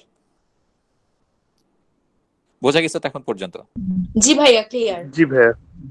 আচ্ছা, এবার হচ্ছে যে আমরা এই যে আমরা যে ছোটবেলা থেকে দেখে আসতেছি রাইট শিফট লেফট শিফট এগুলি বলতে বেসিক্যালি কি বোঝায় এগুলি নিয়ে হচ্ছে যে আমরা ডিসকাস করব। তাহলে আমরা এখন কি করব, আমরা হচ্ছে অক্সিজেন হিমোগ্লোবিন ডিসোসিয়েশন কার্ভটা নিয়ে ডিসকাস করব, এবং এটাও হচ্ছে খুবই পছন্দের কোশ্চেন। আচ্ছা, এটা হচ্ছে একটা গ্রাফ, এই বরাবর কি আছে, এখানে আমরা দিলাম হচ্ছে পার্শিয়াল প্রেসার অফ অক্সিজেন, তাই না? এই দিকে হচ্ছে পার্শিয়াল প্রেসার অফ অক্সিজেন, আর এই দিকে কি থাকে, এখানে থাকে হচ্ছে যে আপনার পার্সেন্ট স্যাচুরেশন অফ হিমোগ্লোবিন, অর্থাৎ টোটাল হিমোগ্লোবিনে কত পার্সেন্ট হচ্ছে স্যাচুরেটেড আছে। এবার আমরা তিনটা কালার দিই।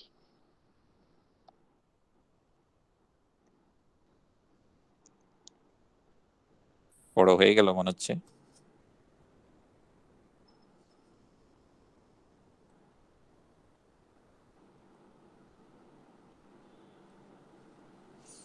আচ্ছা, একটা দেই হচ্ছে আমরা সবুজ।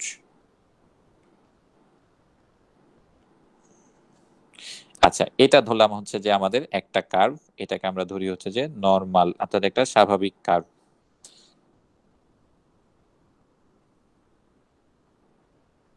এটাকে আমরা ধরি হচ্ছে একটা কার্ভ, এটাকে আমরা নাম দেই হচ্ছে আর বা রাইট শিফট কার্ভ। আর এইটাকে হচ্ছে যে আমরা একটা নাম দেই, যেটাকে আমরা বলি হচ্ছে লেফট বা লেফট শিফট কার্ভ। আচ্ছা, এখন আপনি চিন্তা করে দেখেন এখানে ঘটনাটা আসলে কি হয়েছে। আমরা সবাই একটু ঠান্ডা মাথায় চিন্তা করবেন।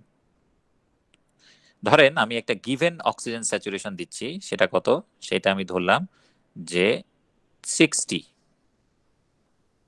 এই যে এটা হচ্ছে 60 অক্সিজেন স্যাচুরেশন, কত, এটা হচ্ছে 60। এখন এই 60 অক্সিজেন স্যাচুরেশনে দেখেন যে আমি যে তিনটা টোটাল কার্ভ আঁকলাম, এই জায়গাতে কি কি ঘটনা ঘটছে।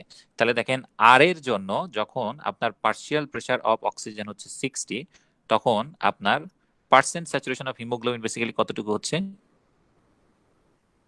ধরলাম, আমি এটা একটু মুছে দিই এখন।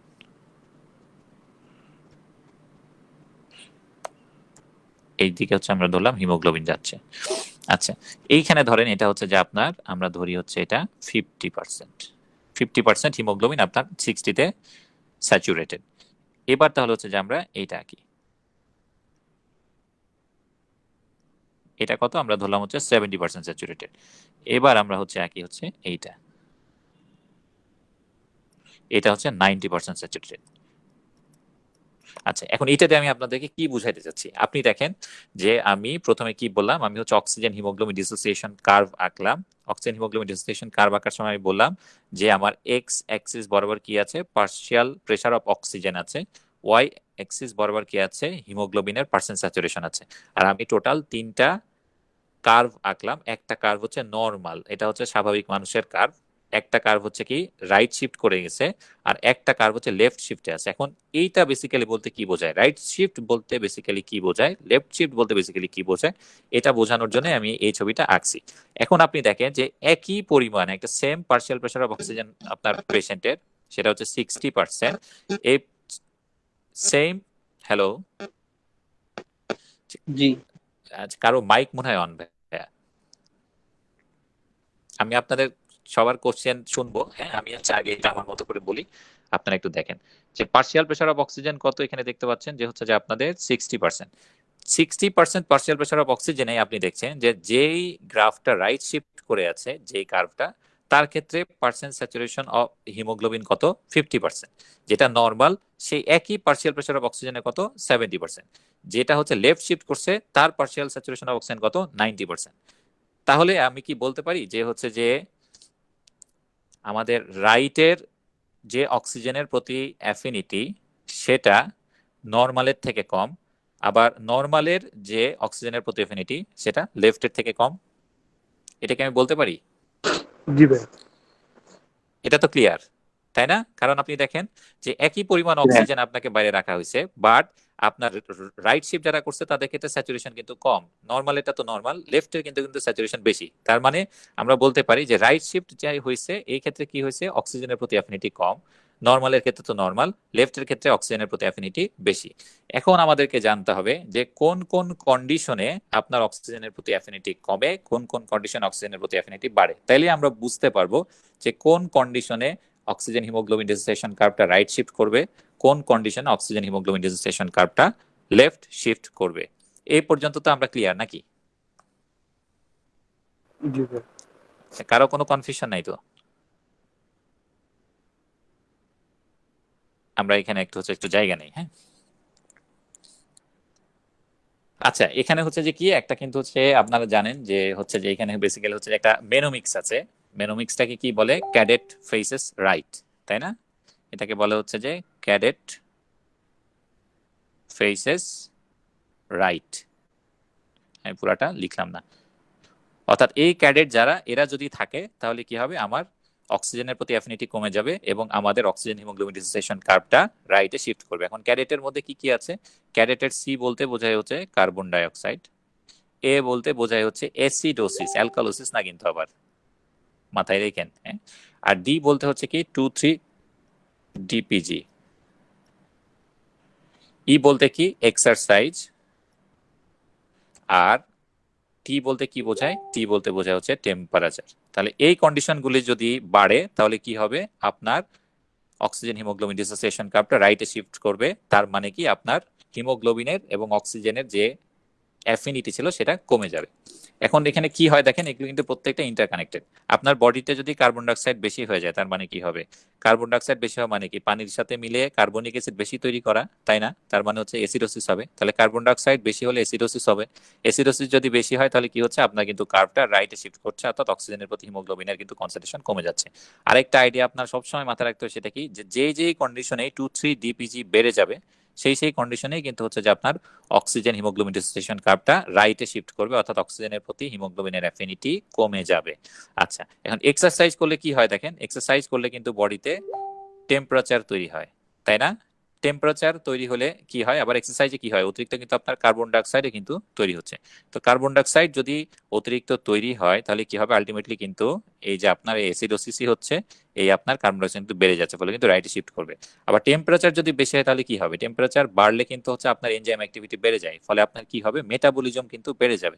মেটাবলিজমও যদি বেড়ে যায় তাহলে কি হবে? কার্বন ডাইঅক্সাইড কিন্তু বেড়ে যাবে এবং আলটিমেটলি আপনার হিমোগ্লোবিনের অক্সিজেনের প্রতি কিন্তু অ্যাফিনিটি কমে যাবে। তাহলে এইটা কি মাথায় থাকবে যে ক্যাডেট ফেসেস রাইট? এটা দিয়ে আপনি হচ্ছে মাথায় রাখতে পারবেন যে কোন কোন কন্ডিশনে এটা বাড়বে। এখন স্পেশাল কিছু কন্ডিশন আছে, হ্যাঁ, সেক্ষেত্রে কি কি হয় এটা হচ্ছে যে আমরা দেখবো। যেমন একটা হচ্ছে খুবই ইম্পর্টেন্ট এবং এটাই পরীক্ষাতে বেশি আসে, সেটা হচ্ছে কি যে ক্রনিক অ্যানিমিয়া। ক্রনিক অ্যানিমিয়াতে কি হয়? ক্রনিক অ্যানিমিয়াতে যেটা হয় সেটা হচ্ছে যে ক্রনিক অ্যানিমিয়াতে আপনার ডিপিজিটা বেড়ে যায়। ডিপিজি যেটা আছে, ডিপিজিটা কিন্তু বেড়ে যায়। এখন ডিপিজি যদি বাড়ে তাহলে কোন দিকে যাবে? রাইট শিফট করবে না লেফট শিফট করবে?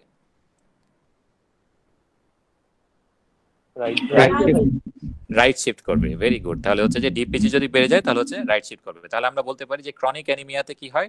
রাইট শিফট করবে। রাইট শিফট করা মানে কি? আপনি দেখেন যে আপনার কিন্তু অক্সিজেনের প্রতি হিমোগ্লোবিনের অ্যাফিনিটি কম। তাহলে কি হবে? যখন টিস্যুর মধ্য দিয়ে আপনার ব্লাডটা যাবে তখন কিন্তু যেহেতু হিমোগ্লোবিনের অক্সিজেনের প্রতি অ্যাফিনিটি কম, সে কিন্তু টিস্যুতে খুব সহজে কিন্তু অক্সিজেন ছেড়ে দিবে, তাই না?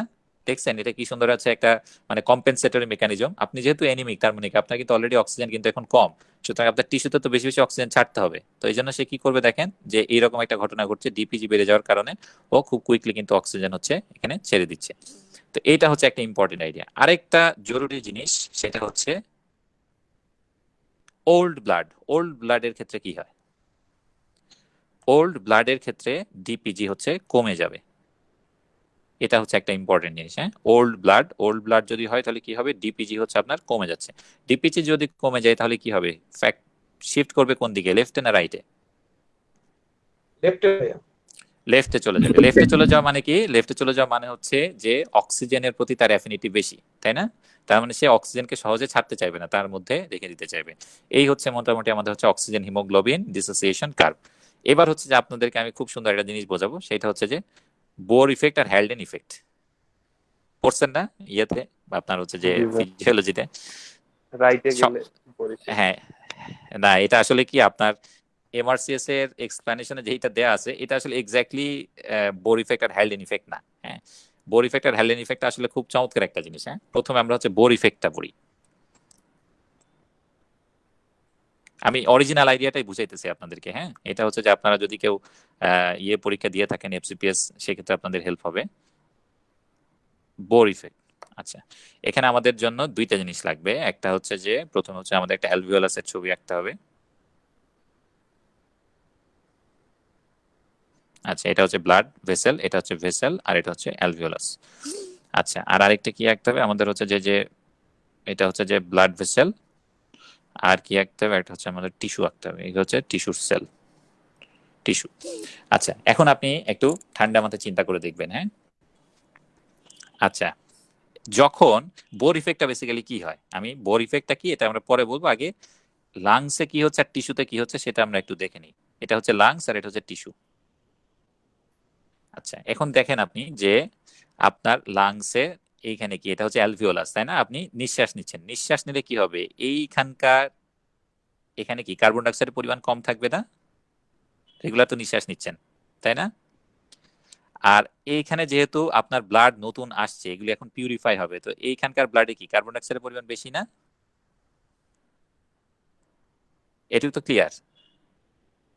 জি ভাইয়া ক্লিয়ার। আচ্ছা, তাহলে কি হবে দেখেন, এখন কার্বন ডাইঅক্সাইডের মুভমেন্টটা কোন দিকে হবে? এই দিকে হবে না?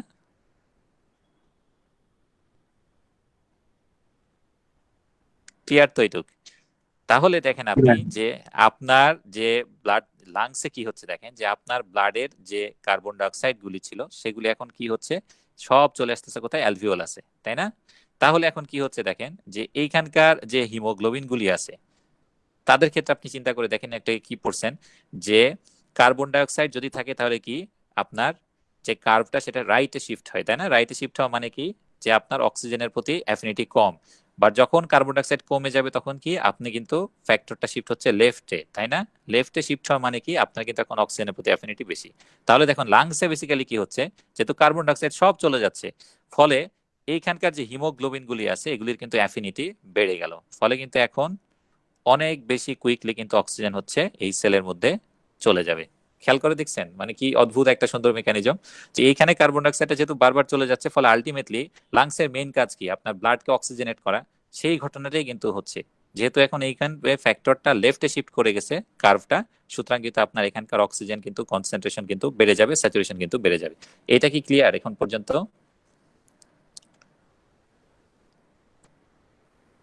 বোঝা গেছে তো? আরেকবার একটু আরেকবার একটু বললে ভালো হতো।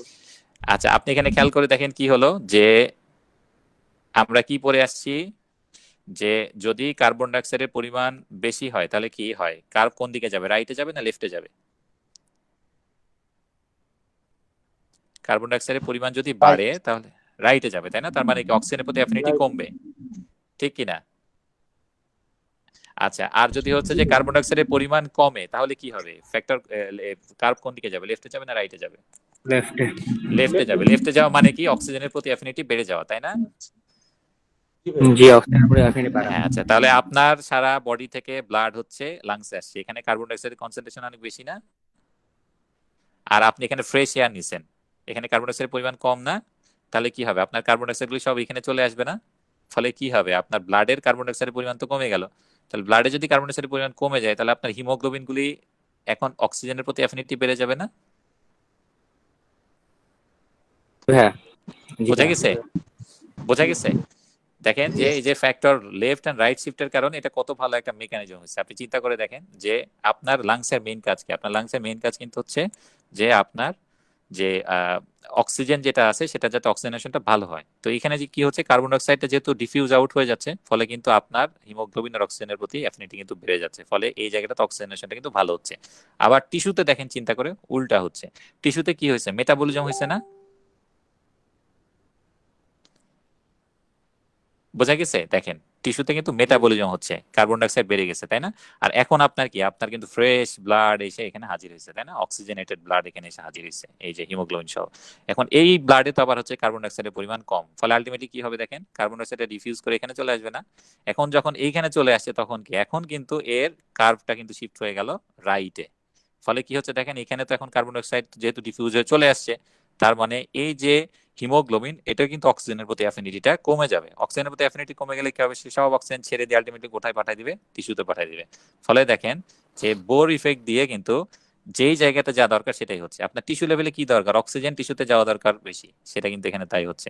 আর লাংসে কি হচ্ছে দেখেন, যে লাংসে অক্সিজেনেশন ভালো হওয়া দরকার, সেটাই কিন্তু তাই হচ্ছে। এটা কি বুঝতে পারছেন আপনারা? দুইটা পার্থক্য কি ধরতে পেরেছেন? জি হ্যাঁ। জি ভাইয়া বুঝতে পেরেছি। যে খুবই সিম্পল কিন্তু একটা জিনিস, যে যেহেতু লাংসে কার্বন ডাইঅক্সাইড ডিফিউজ আউট হয়ে যাচ্ছে, ফলে এর অ্যাফিনিটিটা বেড়ে যাচ্ছে, ফলে এখানে অক্সিজেনেশন ভালো হচ্ছে। আর ভাই এটা টিস্যুতে কি হচ্ছে রেইজ উল্টাটা। Oxygen delivery? এটা হচ্ছে যে যেহেতু কার্বন ডাইঅক্সাইড হচ্ছে যে ভিতরে চলে আসছে, তার মানে কি এখানে কিন্তু ফ্যাক্টরটা এখন হচ্ছে রাইটে শিফট করবে, অর্থাৎ হিমোগ্লোবিন আর অক্সিজেনের প্রতি অ্যাফিনিটিটা কমে গেল, ফলে সে কি করবে, কিন্তু টিস্যুতে অক্সিজেন বেশি দিবে। এটা একটা খুবই চমৎকার একটা মেকানিজম, তাই না? যে বোর ইফেক্ট মানে হচ্ছে যে দেখেন যে লাংসে একরকম ঘটনা ঘটছে, জাস্ট উল্টা ঘটনা ঘটছে হচ্ছে টিস্যুতে, বাট যার যেই জায়গাতে যেটা ঘটার কথা সেই জায়গাতে সেটাই ঘটতেছে, এটাই হচ্ছে বোর ইফেক্ট। আমাদের বডির নর্মাল ফিজিওলজিক্যাল ফেনোমেনন। হ্যাঁ হ্যাঁ, এটাই হচ্ছে যে ইয়েটা আর কি। এটা তো ক্লিয়ার না সবার? জি ভাই। ভাই ক্লিয়ার, থ্যাংক ইউ। আপুদের কারো কোনো রেসপন্স নেই? সব কেউ আছেন না? কিছু বোঝা যাচ্ছে না কিনা বোঝা যাচ্ছে না। আপনাদের কারো কোনো কনফিউশন থাকলে বলবেন, হ্যাঁ? কারণ যেহেতু বোঝার জন্য আমরা বসছি, সুতরাং বুঝে এখান থেকে উঠতে হবে। আচ্ছা, তো হ্যালডেন ইফেক্টেরটা হচ্ছে যে আমরা হ্যালডেনটা হচ্ছে যে ছোট্ট করে একটু বলি আর কি, একদম শর্টে। এই হ্যালডেনও খুব সুন্দর আর কি, সবই আসলে চমৎকার, ফিজিওলজি খুবই ভালো একটা ব্যাপার, হ্যালডেন ইফেক্ট। আচ্ছা, এবার আমরা একটু বোর ইফেক্টটা সামারাইজ করি। দেখেন যে এখানে প্রাইমারি ঘটনাটা কে ঘটাচ্ছিল, কার্বন ডাইঅক্সাইড, তাই না? যে কার্বন ডাইঅক্সাইড যখন যে জায়গাতে যাচ্ছে সেই জায়গাতে সে ঘটনা ঘটাইতেছে। তো বেসিক্যালি কি হচ্ছে, কার্বন ডাইঅক্সাইডের কনসেন্ট্রেশন যদি বেড়ে যায় তাহলে কি হচ্ছে, আপনার হচ্ছে অক্সিজেন কিন্তু বেশি বেশি ডিসপ্লেস হচ্ছিল, তাই না? বা অক্সিজেনের অ্যাফিনিটি কিন্তু কম হচ্ছিল। এটা ছিল হচ্ছে আমাদের বোর ইফেক্টের প্রিন্সিপাল আইডিয়াটা। আচ্ছা, আর হ্যালডেন ইফেক্টটা কি? হ্যালডেন ইফেক্টটা হচ্ছে উল্টাটা। এখানে যেটা বলা হচ্ছে সেটা কি, যে অক্সিজেনের পরিমাণ যদি হচ্ছে যে আপনার বেড়ে যায়, তাহলে কি আপনার কার্বন ডাইঅক্সাইড রিলিজও হচ্ছে বেড়ে যাবে। এইটা হচ্ছে যে আপনার হ্যালডেন ইফেক্ট। দেখেন বেসিক্যালি কিন্তু সেম জিনিস। আপনি যদি এখন চিন্তা করে দেখেন, আমি যদি হচ্ছে যে এখন হ্যালডেন ইফেক্টটা হচ্ছে যে আপনার লাংসের ক্ষেত্রে আপনাকে বুঝাই, তাহলে আপনি দেখেন চিন্তা করে যে বেসিক্যালি একই আইডিয়া। এই যে এখানে তাহলে কি হচ্ছে, হ্যালডেন ইফেক্ট যদি আপনি চিন্তা করেন, যে এটা তো হচ্ছে কি আমার সারা বডির ব্লাড, তাই না? এখানে অক্সিজেনের পরিমাণ কি কম, এখানে কার্বন ডাইঅক্সাইডের পরিমাণ কি বেশি। আচ্ছা, আর এই সাইডে কি হচ্ছে দেখেন, এখানে কার্বন ডাইঅক্সাইডের পরিমাণ কম, আর এখানে হচ্ছে অক্সিজেনের পরিমাণ কিন্তু বেশি। তাহলে কি হচ্ছে, অক্সিজেন কিন্তু ডিফিউজ করে কোথায় যাবে, এখানে যাবে। এখন অক্সিজেন যখন এখানে বেশি বেশি ডিফিউজ করবে, তখন কি দেখেন আমরা কি বলছি, যে অক্সিজেন যদি বেশি ডিফিউজ করে আসে, হিমোগ্লোবিনের সাথে বাইন্ড করে, তাহলে কার্বন ডাইঅক্সাইডের রিলিজ কিন্তু বেড়ে যায়। ফলে এখন যেহেতু অক্সিজেন এখানে ভিতরে ঢুকতেছে সমান তালে, ফলে কি কার্বন ডাইঅক্সাইড কিন্তু এখান থেকে রিলিজ হয়ে বাইরে যাওয়া শুরু করবে। খেয়াল করে দেখছেন, জাস্ট কিন্তু সেম ঘটনা, অর্থাৎ একই সাথে এরা দুইজন সমানভাবে অ্যাক্টিভেটেড, সমানভাবে দুজনে কাজ করতেছে। আপনারা কি এই পার্থক্যটা ধরতে পারছেন? দেখেন যে বোরের ক্ষেত্রে প্রথমে কার্বন ডাইঅক্সাইডটা কাজ করতেছে, আর হ্যালডেন ইফেক্টের ক্ষেত্রে প্রথমে অক্সিজেনটা কাজ করতেছে। বোরের ক্ষেত্রে কি হচ্ছে, কার্বন ডাইঅক্সাইড কমে যাওয়ার কারণে অক্সিজেনের প্রতি অ্যাফিনিটি বাড়তেছে, আর হ্যালডেনে কি হচ্ছে, অক্সিজেন আসার কারণে কার্বন ডাইঅক্সাইডের রিলিজ বেড়ে যাচ্ছে। দুইটা mirror effect. Just mirror effect, খুব সুন্দর কথা বলছেন ভাইয়া, যে দুইটা হচ্ছে জাস্ট মিরর ইফেক্ট। এইটাই হচ্ছে বোর আর হ্যালডেন ইফেক্ট। বাট আমাদের এমআরসিএস এর এই জায়গাটাতে কিন্তু এটা এভাবে লেখা নাই। ওরা সহজভাবে বলছে যে হচ্ছে বোর ইফেক্ট মানে হচ্ছে রাইটে শিফট করা, আর হ্যালডেন ইফেক্ট মানে হচ্ছে লেফটে শিফট করা। এটা আসলে বেসিক্যালি হচ্ছে যে আপনার একটা মিস স্টেটমেন্ট। তো যাই হোক, আমরা এই জন্য এটা একটু আইডিয়াটা রাখলাম। তাহলে আমরা এখানে অক্সিজেন ট্রান্সপোর্ট নিয়েও মোটামুটি কিন্তু পেয়ে গেলাম। তো আপনাদেরকে আমি আবার একটু মনে করে দিচ্ছি, যে অ্যানিমিয়াতে কি ছিল বলেন তো, ডিপিজি বাড়ে না কমে? বাড়ে। স্যার বাড়ে, ডিপিজি বাড়ে, এটা হচ্ছে আপনাকে মাথায় রাখতে হবে। আর হচ্ছে ওল্ড ব্লাডে কি হয়, কমে। কমে। এই দুইটা জিনিস আপনার মাথায় রাখতে হবে, বাস। এটা হচ্ছে আমরা প্রেগন্যান্সিতে কি কমবে, লেফটে যাবে না রাইট? প্রেগন্যান্সিতে ক্ষেত্রে যেটা হবে যে হচ্ছে যে আপনার ডেফিনেটলি এটা হচ্ছে যে আপনার হচ্ছে যে যেটা হবে যে এটা কি হয় দেখেন তো, আমরা একটু যদি ঠান্ডা মাথায় চিন্তা করে দেখি আর কি, সেক্ষেত্রে যেটা হবে যে আপনার যখন হচ্ছে যে ইয়েতে যাবে আর কি, মানে হচ্ছে ফিটাসের কাছে যাবে, তখন কি হবে আপনি চিন্তা করে দেখেন।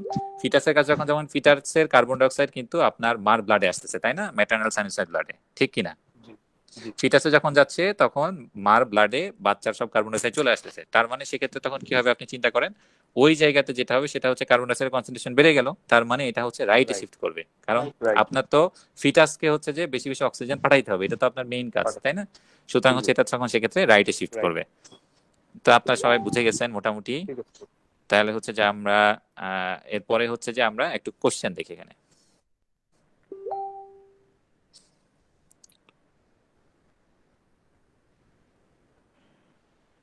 আচ্ছা, আমরা এখানে মনে হয় এটা ডিসকাস করি নাই না, ফাংশনাল রেসিডুয়াল ক্যাপাসিটি কখন বাড়ে কমে, এটা আমাদের একটু ডিসকাস করতে হবে। এটার লাং ভলিউমের কথা এখানে আছে, এগুলি আপনারা এমনিই পারবেন। আমরা এইটাতে চলে আসি। 28 নাম্বার কোশ্চেনটা একটু দেখি।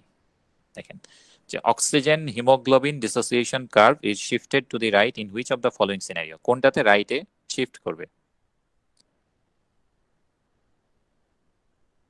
ক্রনিক ই iron number. Iron deficiency, yes, এটা হচ্ছে ক্রনিক আয়রন ডেফিসিয়েন্সি অ্যানিমিয়াতে হবে। হ্যাঁ, ভেরি গুড, আপনারা সবাই এটা জানেন। আচ্ছা, আর অল্টিটিউডে কি হয়? লো অল্টিটিউড এখানে লেখা, মানে হচ্ছে যে আপনি যদি নিম্ন উচ্চতার জায়গাতে থাকেন। নিম্নতে থাকলে ভাইয়া ওই যে shift to left, shift to left, yes yes, very good. High অল্টিটিউডে কিন্তু হচ্ছে যে আপনার শিফট টু রাইট। কেন হয়? তার কারণ তারা যেহেতু সবসময় হাই অল্টিটিউডে থাকে, ওদের ক্ষেত্রে কিন্তু ডিপিজির পরিমাণ অনেক বেশি থাকে, ফলে ওটা কিন্তু রাইটে শিফট করে। তাইলে আপনাদের মাথায় রাখতে হবে এখন কি, যে হাই অল্টিটিউড এবং অ্যানিমিয়া দুইটাতে কিন্তু হচ্ছে আপনার রাইট শিফট হয়। মাথায় থাকবে এটা, এটা ভোলা যাবে না। হ্যাঁ, এটা খুবই ইম্পর্টেন্ট জিনিস। হাই অল্টিটিউড এবং হাই অ্যানিমিয়া দুইটা। অল্টিটিউডটা কি ডিপিজি দিয়ে মনে রাখবো নাকি কার্বন ডাই অক্সাইড বেশি থাকে ওখানে অক্সিজেন কম হাই থাকে? অল্টিটিউডে কিন্তু বেসিক্যালি কার্বন ডাই অক্সাইডের ব্যাপারটা না, এটা কিন্তু বরঞ্চ উল্টা হয়। কারণ আপনি দেখেন যে হাই অল্টিটিউডে যখন আপনি থাকবেন তখন কি হবে, আপনার কিন্তু অক্সিজেনের লেভেল কম, তাই না? পলিসাইকেল। হ্যাঁ, অক্সিজেন লেভেল কম, তো অক্সিজেন বাড়ানোর জন্য আপনি কি করবেন? আপনি কিন্তু বেশি বেশি নিঃশ্বাস নেবেন, জোরে জোরে নিঃশ্বাস নেবেন, তাই না? তা আপনি যদি জোরে জোরে নিঃশ্বাস নেন, বেসিক্যালি কি আপনার বডিতে কার্বন ডাই অক্সাইড রিটেন করবে, থাকবে? আপনার কিন্তু কার্বন ডাই অক্সাইডের পরিমাণ কিছুটা কম থাকবে। বুঝতে পারছেন? এই কারণে কিন্তু হাই অল্টিটিউডে আপনার রেসপিরেটরি অ্যালকালোসিস হয়, কারণ আপনি কিন্তু কি করেন, সেক্ষেত্রে কিন্তু আপনি আপনার ভেন্টিলেশন কিন্তু বেশি থাকে। বোঝা গেছে কি? এই কারণে আপনি যেটা বললেন ওইটা কিন্তু আসলে একটা রং আইডিয়া। আপনাকে হাই অল্টিটিউডটা মাথায় রাখতে হবে 2-3 ডিপিজি দিয়ে। বোঝা জি গেছে? ভাইয়া, জি ক্লিয়ার তো? ভাইয়া। কোনো কনফিউশন নাই তো? কারণ আপনি হাই অল্টিটিউড, আপনার অক্সিজেন কম, আপনি বেশি বেশি শ্বাস নেবেন, যখন শ্বাস নেবেন তার মানে কি আপনি অক্সিজেন পাচ্ছেন না, বাট আপনার বডির কার্বন ডাইঅক্সাইড আপনি বের করে দিচ্ছেন, সেটাতে তো কোনো সমস্যা হচ্ছে না। এই কারণে কার্বন ডাইঅক্সাইড এটা মনে রাখা যাবে না, হাই অল্টিটিউড মাথায় রাখতে হবে ডিপিজি দিয়ে। তাহলে সহজ বাংলায় আমরা বলি, ফিনিশিং দেই, হাই অল্টিটিউড আর অ্যানিমিয়াতে মাথায় রাখতে হবে ডিপিজি যেহেতু বেশি থাকে, এই কারণে এটা রাইটে শিফট করবে। আচ্ছা, এবার আমরা হচ্ছে এখানে আসি। 86 নম্বর কোশ্চেনটা দেখেন যে 44-year-old man receives a large volume of transfusion of whole blood. The whole blood is 2 weeks old. Which of the following best describes its handling of oxygen? আমরা কি বলছি, ওল্ড ব্লাডে কি হয়? Left shift. লেফট শিফট হয়। Left shift মানে কি? অক্সিজেনের প্রতি অ্যাফিনিটি কম না বেশি? High affinity. High affinity. তাহলে উত্তর হবে কোনটা? কি হবে? ই হবে উত্তর। এই তো সবাই এটা বুঝে গেছেন। এই হচ্ছে আমাদের তাইলে হচ্ছে যে মোটামুটি ইম্পর্টেন্ট জিনিস। আচ্ছা, আবার এখানে একটা কোশ্চেন আছে, দেখেন যে দ্য অক্সিজেন হিমোগ্লোবিন, 133 নম্বর কোশ্চেনটা, যে oxygen hemoglobin dissociation curve is shifted to the left in, কোন ক্ষেত্রে লেফটে শিফট করবে? ডিক্রিজ টু 3 এ, প্রথমটাতে, তাই না? সেটা তো আপনারা জানেন, এটা যে উত্তর হবে এ। কারণ অ্যাসিডোসিসে রাইটে শিফট করবে, হাই অল্টিটিউডে গেলে ডিপিজি বেড়ে যায়, রাইটে শিফট করবে। পাইরেক্সিয়া মানে তো টেম্পারেচার, টেম্পারেচার হলে কি হবে? মেটাবলিজম বাড়বে, মেটাবলিজম বাড়লে কার্বন ডাইঅক্সাইড বেশি হবে, রাইটে শিফট করবে। অ্যানিমিয়াতে আমরা জানি 2-3 ডিপিজি বাড়ে, সুতরাং এটাও রাইটে শিফট করবে। তাহলে উত্তর হবে হচ্ছে এ। এই হচ্ছে আমাদের একটা ইম্পর্টেন্ট কোশ্চেন। আচ্ছা, এবার হচ্ছে যে আমরা আমাদের পরেরটাতে চলে যাই। এইবার এইটা একটা আপনি আমাকে বলেন, এই যে এটা 42 নাম্বার প্রশ্নটা, এটা দেখি আপনারা বলতে পারেন নাকি। ফাংশনাল রেসিডুয়াল ক্যাপাসিটি মনে আছে কোনটা কি ছিল? যে আমরা একটা নর্মাল এক্সপিরেশনের পরেও আমাদের লাংসে যে এয়ারটা জমা থাকে সেটা ছিল ফাংশনাল রেসিডুয়াল ক্যাপাসিটি, তাই না? তার মানে এটা কি ছিল? আপনি ফোর্সফুলি এক্সপায়ার করেন যে ইয়েটা, অর্থাৎ expiratory reserve volume plus residual volume, মানে ছিল হচ্ছে ফাংশনাল রেসিডুয়াল ক্যাপাসিটি। এখন কোনটা হচ্ছে ফাংশনাল রেসিডুয়াল ক্যাপাসিটি বাড়াবে না, মানে কমাবে না, sorry, does not decrease? K answer দিবেন এটা? Upright position. আর কারো কোনো আনসার? কেউ কিছু বলতে চান?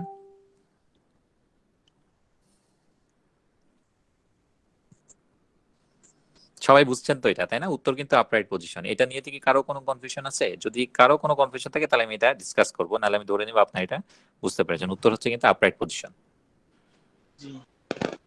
কারো কোনো কনফিউশন নাই তো, তাই না?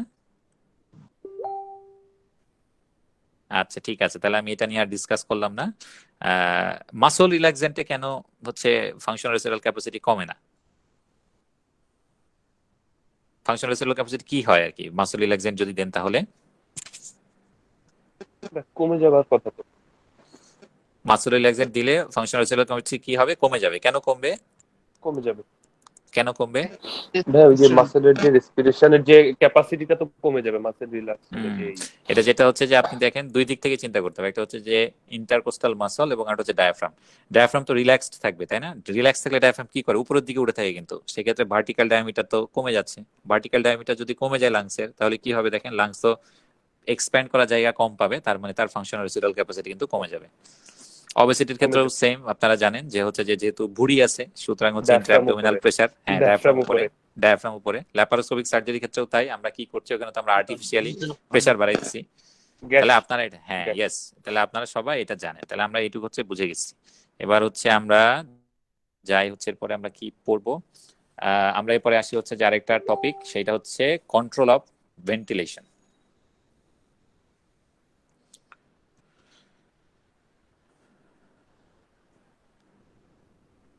কন্ট্রোল অফ ভেন্টিলেশন, আচ্ছা এটা হচ্ছে যে আমরা একটু দেখি। হ্যাঁ,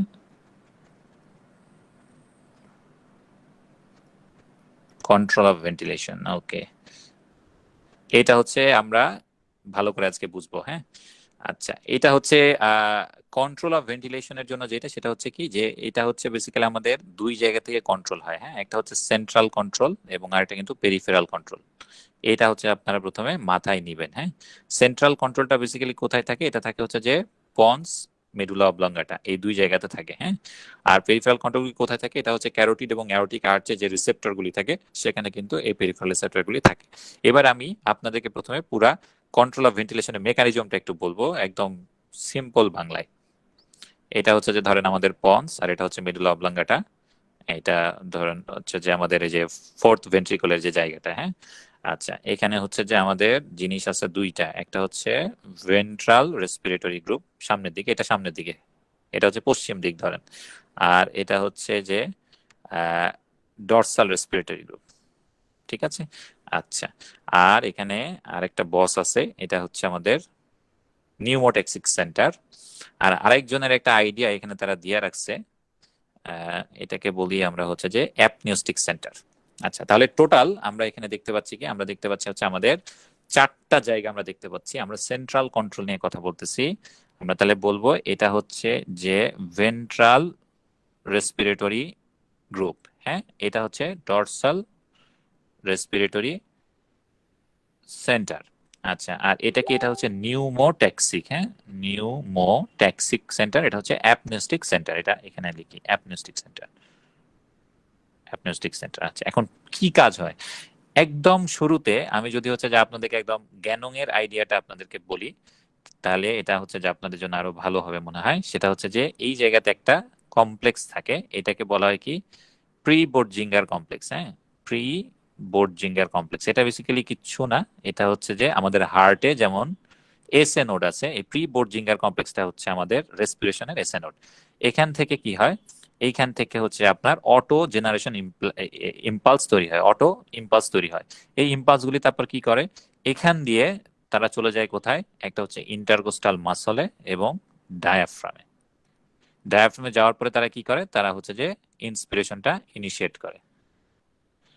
ঠিক আছে, এখন ইন্সপিরেশন তাহলে শুরু হয়ে গেছে। তাহলে কারা করলো? প্রি বোর্জিঙ্গার কমপ্লেক্স, যেটা আছে কোথায়? ডরসাল রেসপিরেটরি গ্রুপে। এবং এই কাজটাতে হেল্প করে, উৎসাহ প্রদান করে কে? করে হচ্ছে যে অ্যাপনিউস্টিক সেন্টার। এরা হচ্ছে এটাকে খুব উৎসাহ দেয়, হ্যাঁ খুব ভালো কাজ হচ্ছে, করো, রেসপিরেশন করো, ইন্সপিরেশন করো, এটারে দেয় হচ্ছে অ্যাপনিউস্টিক সেন্টার। বোঝা গেছে? আচ্ছা, এখন তাহলে কি হয়? এটা তাহলে ইন্সপিরেশন শুরু হয়ে গেছে। এই যে এখানে আবার হচ্ছে যে নিউমোট্যাক্সিক সেন্টার, সে আবার কি করে? সে হচ্ছে যে মাতব্বর, সে খেয়াল রাখে যে আবার বেশি রেসপিরেশন করে ফেললো কেন, ইন্সপিরেশন করে ফেললো কেন। সে আবার খানিকক্ষণ পরে কি করে? সে হচ্ছে একটা ইনহিবিটরি সিগন্যাল পাঠায় দেয় এই জায়গাতে, যে খবরদার, অনেক শ্বাস নিচ্ছে, এখন শ্বাস নেওয়া বন্ধ করো। এইটা হচ্ছে যে আপনার আমাদের নিউমোট্যাক্সিক সেন্টারের কাজ। তাহলে দেখেন সহজ বাংলায় যদি বলি যে ইন্সপিরেশনটা শুরু করছে প্রি বোর্জিঙ্গার কমপ্লেক্স তথা ডরসাল রেসপিরেটরি গ্রুপ, এটাকে উৎসাহ দিচ্ছে হচ্ছে অ্যাপনিউস্টিক সেন্টার, আর এটা ইন্সপিরেশন শুরু হওয়ার পর এটাকে টার্মিনেট করছে কে? নিউমোট্যাক্সিক সেন্টার। তার মানে আপনি চিন্তা করে দেখেন যে নিউমোট্যাক্সিক সেন্টারই কিন্তু হচ্ছে যে আপনার রেসপিরেটরি রেট কত হবে সেটা কিন্তু নির্ধারণ করতেছে। কারণ ডরসাল রেসপিরেটরি গ্রুপের কাজ কি? যে সে হচ্ছে খালি শ্বাস নিতে থাকবে এভাবে টান দিয়া। আর নিউমোট্যাক্সিক সেন্টারের কাজ কি? সে বলবে এই থামো, এই থামো, এই থামো, এই থামো। এখন যদি সে বেশি থামায় তাহলে কি হবে? রেসপিরেটরি রেট কিন্তু বেড়ে যাবে, আর যদি কম থামায় তাহলে কি হবে, রেসপিরেটরি রেট কিন্তু কম হবে। এইটা তো আপনারা ক্লিয়ার।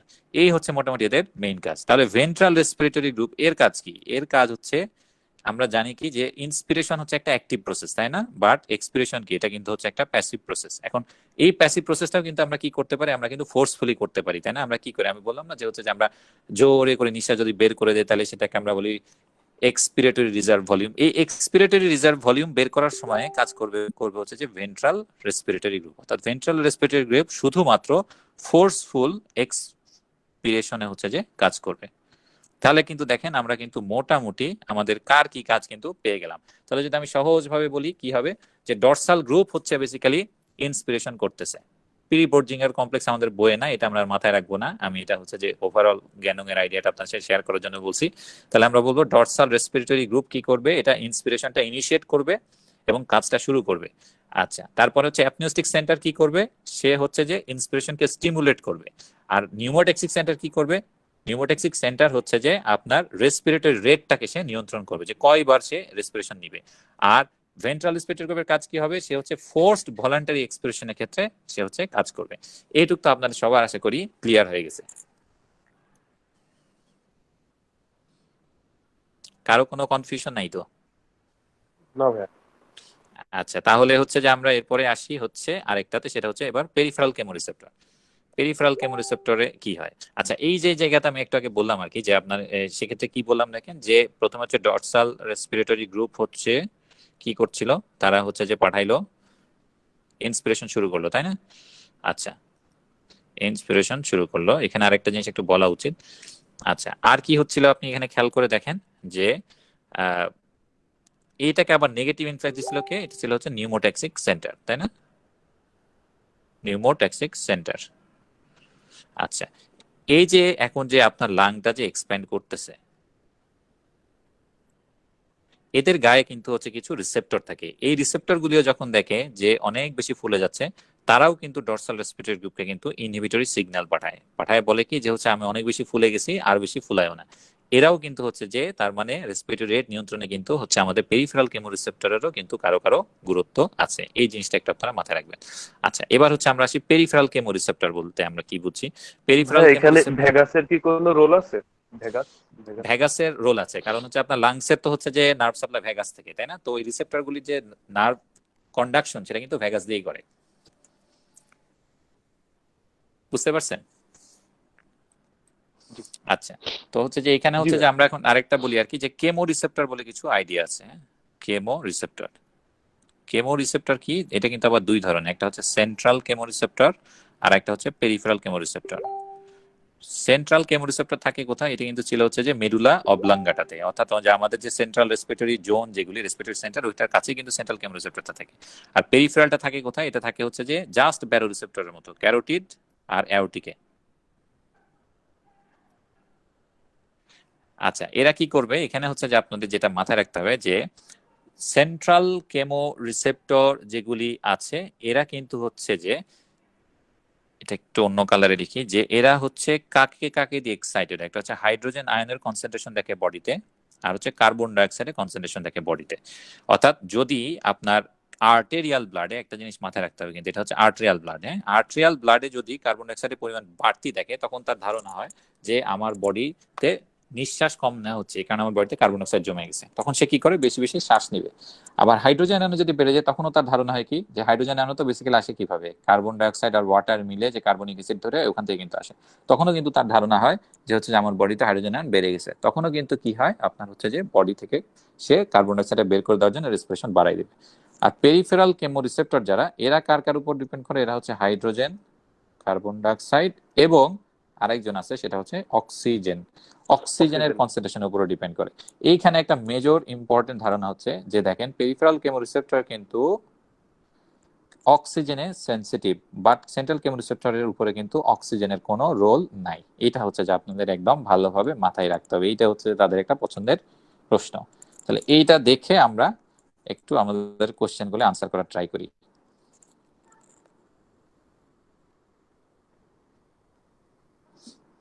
আচ্ছা, এই যে দেখেন তো এখানে কি লেখা, 196 নম্বর কোশ্চেনটা, যে which of the following are not ভালো করে পরীক্ষায় কিন্তু প্রশ্ন দেখতে হবে ভাই, হ্যাঁ। Not characteristic features of central chemoreceptor in the control of ventilation, এটা কি উত্তর হবে আপনারা একটু দেখে আমাকে জানান তো।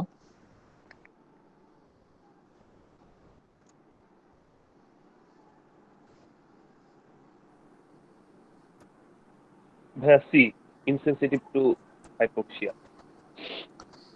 এই যে দেখেন একটা কিন্তু প্রশ্ন আছে ভাইয়া, not characteristic of. Answer B, sorry. এইটা হচ্ছে ভেনাস প্যাচ ভাই। হাইপারক্যাপনিয়া। আর্টেরিয়াল হাইপারক্যাপনিয়া হওয়ার কথা, হ্যাঁ, তো এটা ভেনাস হচ্ছে আর্টেরিয়াল হাইপারক্যাপনিয়া হবে হাইপারক্যাপনিয়া, না। এখানে ভেনাস দিছে, তাহলে এটা হবে হচ্ছে বি আর্টেরিয়াল, তাহলে উত্তর হবে কি বি। বি। হ্যাঁ, তাহলে ভাইয়া যে প্রথমে আনসার করছেন উনি আসলে বুঝেই করছেন, কিন্তু খেয়াল করেন না যেটা হচ্ছে নট। হ্যাঁ, এই জন্য হচ্ছে এগুলি ভালো করে দেখে ঠান্ডা মাথায় কিন্তু পরীক্ষা দিতে হবে। আচ্ছা, এবার হচ্ছে আমরা এটা একটু দেখি, এটা ওদের খুব পছন্দের প্রশ্ন, কারণ হচ্ছে যে ওরা তো হচ্ছে যে আপনারা তো জানেন যে হার্ট অ্যাটাকের পরে কিন্তু মরফিন দেয়, তাই না? মরফিন কিন্তু গাইডলাইনে ফার্স্টে। তো এই কারণে হচ্ছে যে এইটা নিয়ে তারা হচ্ছে যে খুব কনসার্ন। এখানে কি লিখছে দেখেন, যে 23-year-old man has taken an opiate overdose of the following structures which will be most at by opiate to কোশ্চেনটাকে আমি ভুল করলাম নাকি? আচ্ছা, এটার প্রশ্নটা হচ্ছে যে যে হচ্ছে ওপিয়েট হচ্ছে যে রেসপিরেটরি যে রিডাকশন করে, এটা কার উপর ইফেক্ট ফেলে? সে কি ক্যারোটিড কেমোরিসেপ্টর, নাকি সেন্ট্রাল কেমোরিসেপ্টর, নাকি মেডুলারি রেসপিরেটরি সেন্টার, নিউমোট্যাক্সিক সেন্টার, নাকি জাক্সটা ক্যাপিলারি রিসেপ্টর? কার উপর সেই ইফেক্টটা ফেলে, মানে কাকে ডিপ্রেস করে? এটা হচ্ছে প্রশ্নটা, তাই না? আপনারা দেখলেন না যে হচ্ছে যে কি হইতে পারে যে হ্যাঁ, নিউমোটেক্সিক সেন্টার। হ্যাঁ, আচ্ছা ঠিক আছে, একজন ভাইয়া বলছে নিউমোট্যাক্সিক সেন্টার। Any more answer? আচ্ছা, মেডুলারি রেসপিরেটরি হ্যাঁ, উত্তর হচ্ছে ভাইয়া মেডুলারি রেসপিরেটরি সেন্টার। আপনি যেটা বলেছেন নিউমোট্যাক্সিক সেন্টার, এটা বেসিক্যালি তারই কাজ। রেসপিরেটরি রেট বাড়ানো কমানোর কাজ হচ্ছে নিউমোট্যাক্সিক সেন্টারের, বাট ওপিয়েট কাজ করে হচ্ছে মেডুলারি রেসপিরেটরি সেন্টারের মাধ্যমে। হ্যাঁ, সে কি করে, ডর্সাল রেসপিরেটরি গ্রুপের যে নিউরনগুলি আছে সেগুলিকে ডিপ্রেস করে দেয়, ফলে তারা ফায়ারিং কম করে। তারা যদি আবার ফায়ারিংই কম করে তাহলে কি হবে, আপনার রেসপিরেশন কমে যাবে না? এইটা হচ্ছে যে একটা ইম্পর্টেন্ট জিনিস। হ্যাঁ, তো এইটা হচ্ছে আপনাদের মাথায় রাখতে হবে যে ওপিয়েটটা স্পেশালি কাজ করা হচ্ছে মেডুলারি রেসপিরেটরি সেন্টারে, বাট নিউমোট্যাক্সিক সেন্টার কিন্তু আপনার ওভারঅল আমাদের যে নর্মাল রেসপিরেশন, সেই রেসপিরেশনে কিন্তু আমাদের রেসপিরেটরি রেটটা নির্ধারণ করে নিউমোট্যাক্সিক সেন্টার। আচ্ছা, তারপরে হচ্ছে যে control of ventilation which statement is false, এইটা হচ্ছে যে আপনারা একটু দেখবেন।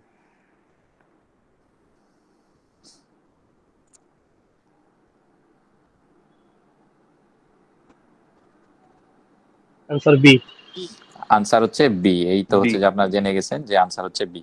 তাহলে এই হচ্ছে মোটামুটি আমাদের রেসপিরেটরি সেন্টারের রেসপিরেটরি ফিজিওলজির আমাদের ইম্পর্টেন্ট যতগুলি আইডিয়া সেগুলি।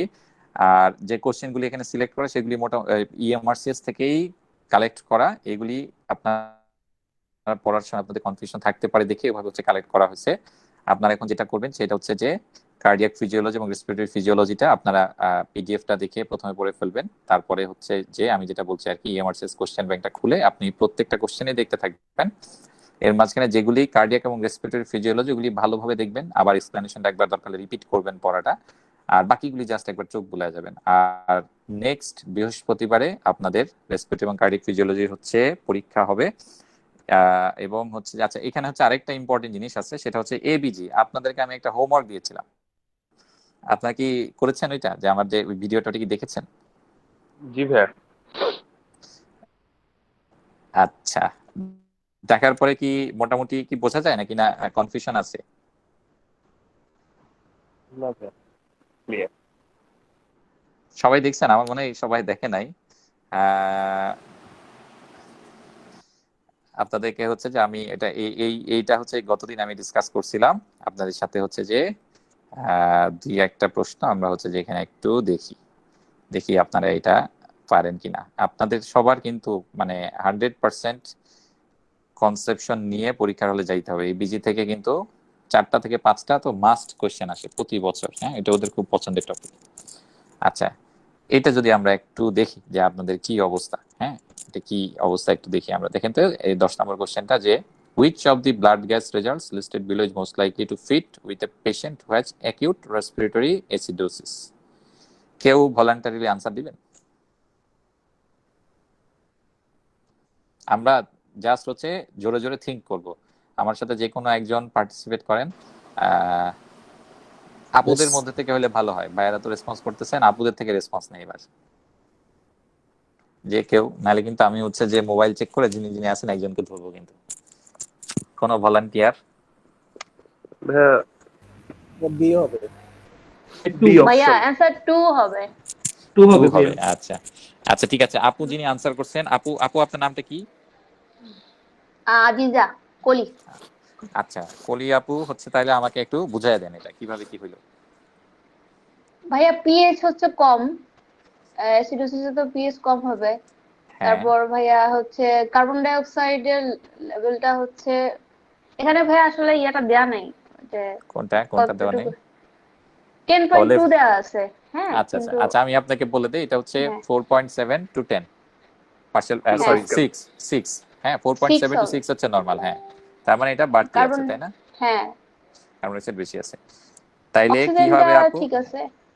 হ্যাঁ, অক্সিজেন কি ঠিক আছে? অক্সিজেন কিন্তু বেশি, 10 থেকে অক্সিজেন 13। বেশি হয়ে গেছে, 10 থেকে 13। অক্সিজেনের তো এখানে ভাই কোনো রিলেশন প্রয়োজন নেই আমাদের অক্সিজেনের রিলেশন আসলে এই এটার ক্ষেত্রে কন্ডিশনের এটার ক্ষেত্রে অ্যাকচুয়ালি ভাইয়া ক্ষেত্রে আপনার দরকার রেসপিরেটরি নাই, কিন্তু অ্যাসিডোসিসে অনেক। আমরা দেখি যে কার্বন ডাই অক্সাইডের মানে বেড়ে গেছে না। হ্যাঁ হ্যাঁ হ্যাঁ হ্যাঁ রেসপিরেটরিতে তো আমরা এটা দেখি। হ্যাঁ, এখানে কিন্তু একটা ব্যাপার আছে ভাই। হ্যাঁ, আপনি যেহেতু দেখেন, বলেন। আপনি খেয়াল করে দেখেন, আপনাদেরকে এটা একটু খেয়াল করাই যে partial pressure of carbon dioxide কি 10.2, তার মানে কি বেশি না? হ্যাঁ তার মানে কি রোগী কিন্তু বেসিক্যালি হাইপো ভেন্টিলেট করতেছে, সে কিন্তু খুব বেশি ভেন্টিলেট করছে না, তাই না? এই কারণে তো বডিতে জি কার্বন ডাইঅক্সাইড রিটেনশন হয়েছে। জি ভাইয়া। আচ্ছা, তো সেই ক্ষেত্রে আপনার অক্সিজেন লেভেল এত বাড়তি কেন? অক্সিজেন কম হওয়া উচিত না? কারণ 10 থেকে 13 নরমাল, সেখানে 16 হয়েছে, এটা তো বরঞ্চ 7-8 হওয়া উচিত ছিল, ঠিক কি না? আমি কি ভুল বলছি? জি জি ভাইয়া। তাহলে এরকম হইলো কেন? এটার কারণ হচ্ছে দেখেন ভাই, যে এই যে FiO2, হ্যাঁ, এটা হচ্ছে যে আপনি যে এয়ারটা দিচ্ছেন এটার 85%। মধ্যে 85% অক্সিজেন আছে, মানে এটা খুবই হাই ফ্লো অক্সিজেন চলতেছে, বুঝতে পারছেন? অন্যগুলিতে দেখেন এটা হচ্ছে 40%, খেয়াল করছেন? 40%, জি বাট এটা কিন্তু 85%। এই যে এই বেশি অক্সিজেন দেওয়ার কারণে এই পিওটা বেড়ে গেছে, এবং এটা বেসিক্যালি আপনাকে কনফিউজ করার জন্য তারা করছে। তো সহজভাবে আমরা জানি যে অ্যাকিউট রেসপিরেটরি অ্যাসিডোসিস মানে কি? অ্যাসিডোসিস মানে কি হইতে হবে? আমাকে অ্যাসিডোসিস থাকতে হবে। কোথায় কোথায় আছে? লেস দেন 7.35 হতে হবে। একটা হচ্ছে 2 হতে পারে, একটা 5 হইতে পারে, একটা 3 হতে পারে, তাই না? এই তিনটা কন্ডিশন জি হচ্ছে অ্যাসিডোসিস, এটা হতে পারে। এখন বলছে কি রেসপিরেটরি অ্যাসিডোসিস, তার মানে কি কার্বন ডাইঅক্সাইড বাড়তি থাকবে। কত? 6 এর বেশি থাকবে। কোনটাতে কোনটাতে আছে? 2 তে 6 এর বেশি আছে, 3 তে 6 এর বেশি আছে, 5 এ 6 এর বেশি নাই। তার মানে উত্তর হবে কি 2 আর 3 এর মধ্যে। আচ্ছা, এখন রেসপিরেটরি অ্যাসিডোসিস যদি বাড়তি থাকে তাহলে ইউজুয়ালি কি হবে? বাইকার্বনেট লেভেলটা কি হবে? নরমাল থাকবে। নরমাল। বাইকার্বনেট লেভেল নরমাল থাকবে, অথবা হচ্ছে অ্যাসিডোসিসকে বাড়বে। কমব্যাট করার জন্য বাড়তে পারে। বাড়বে। এখন তাহলে আমরা এখানে দেখি, এখানে বাইকার্বনেট আছে 23 আর এটাতে আছে 14, কমে গেছে। কমলে তো এটা তাহলে কি হইতো ভাইয়া? বাইকার্বনেট যদি কমে তার মানে কি এটা কি? মেটাবলিক অ্যাসিডোসিস, তাই না? মেটাবলিক। হ্যাঁ, তার মানে এটা উত্তর না, উত্তর হবে হচ্ছে যে 2। সবাই ফলো করতে 2 নাম্বার। পারছেন তো?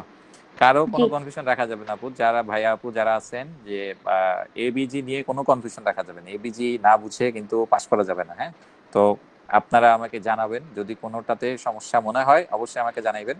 আমি এটা হচ্ছে যে দরকার হলে আবার রিপিট করে আপনাদেরকে হচ্ছে বুঝাই দিব। আর প্রথমে আপনাদের প্রতি আমার রিকোয়েস্ট থাকবে যে যে ক্লাসটা আমি আপনাদের সাথে লিংক শেয়ার করছি ওইটা হচ্ছে যে ভালোভাবে দেখবেন।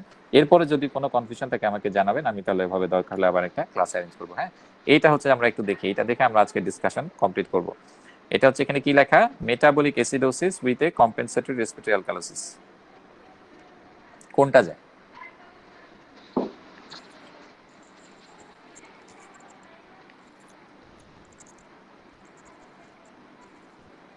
একটা জিনিস আপনাদেরকে মাথায় রাখতে হবে, হ্যাঁ, যে যখনই কম্পেনসেটরি কথাটা বলবে, হ্যাঁ, তখন কিন্তু আপনি পিএইচ দেখে আর ডিসিশন নিতে পারবেন না, কারণ কম্পেনসেশন হয়েছে, আপনি জানেন না এটা কি পার্শিয়াল নাকি ফুল কম্পেনসেশন। সুতরাং আপনার পিএইচ কিন্তু নরমালও থাকতে পারে, কমও থাকতে পারে, বেশিও ভাইয়া থাকতে পারে। এটা ডি নাম্বার হবে ভাইয়া।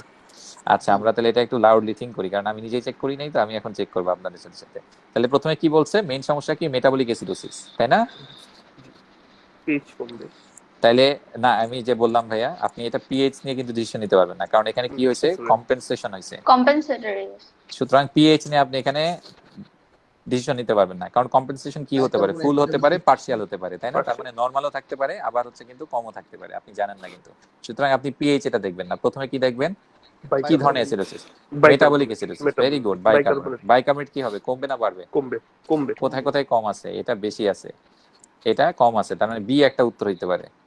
সি তো নর্মাল, সুতরাং এটা উত্তর হবে না। ডি একটা D। উত্তর হইতে পারে, তাহলে বি আর ডির মধ্যে উত্তর হবে, তাই না? কারণ ই তো আবার নর্মাল, তাহলে বি আর ডির মধ্যে উত্তর হবে। আচ্ছা, এটা গেল। এরপরে বলছে কি যে কম্পেনসেটর রেসপিরেটরি অ্যালকালোসিস। রেসপিরেটরি অ্যালকালোসিসে কি হবে? কার্বন ডাইঅক্সাইড কমছে। কার্বন ডাইঅক্সাইড কমবে। তাহলে বি আর ডি এর মধ্যে কোনটাতে কম আছে? বি তে D। দেখছি 7.4 বেশি, ডি তে আছে 3.8 কম, তার মানে উত্তর হবে হচ্ছে ডি। D। এই তো আপনারা সবাই পারছেন, তাইলে তো খুবই ভালো। আমরা হচ্ছে যে তাহলে হচ্ছে আজকের মতো আমাদের আজকের ডিসকাশন এখানে বন্ধ করি। আর যেটা বারবার ভাইয়া বলতেছি, একটা কোশ্চেন আছে। হ্যাঁ আপু বলেন।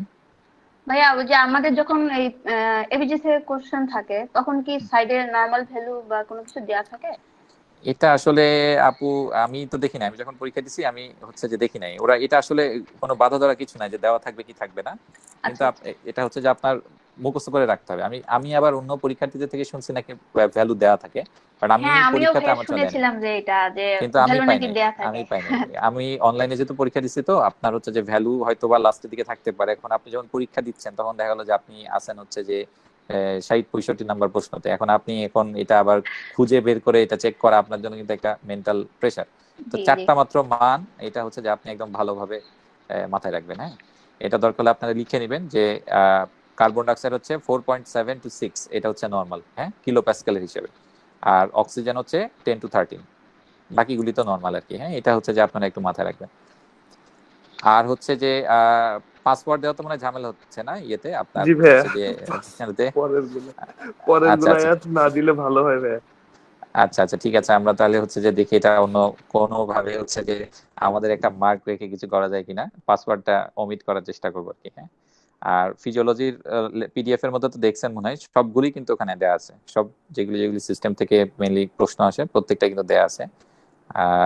তো হচ্ছে যে আশা করি সমস্যা হবে না। আর ওইখানে অবশ্যই খেয়াল করবেন যেই জায়গাতে রেড মার্ক, সেটা বুঝবেন যে এখানে এটা হচ্ছে বেশি ইম্পর্টেন্ট, এখান থেকে ইউজুয়ালি প্রশ্ন আসে। হ্যাঁ, তো ওইভাবে হচ্ছে যে পড়বেন। আর তাহলে আমাদের নেক্সট ক্লাস ইনশাল্লাহ বৃহস্পতিবারে হবে।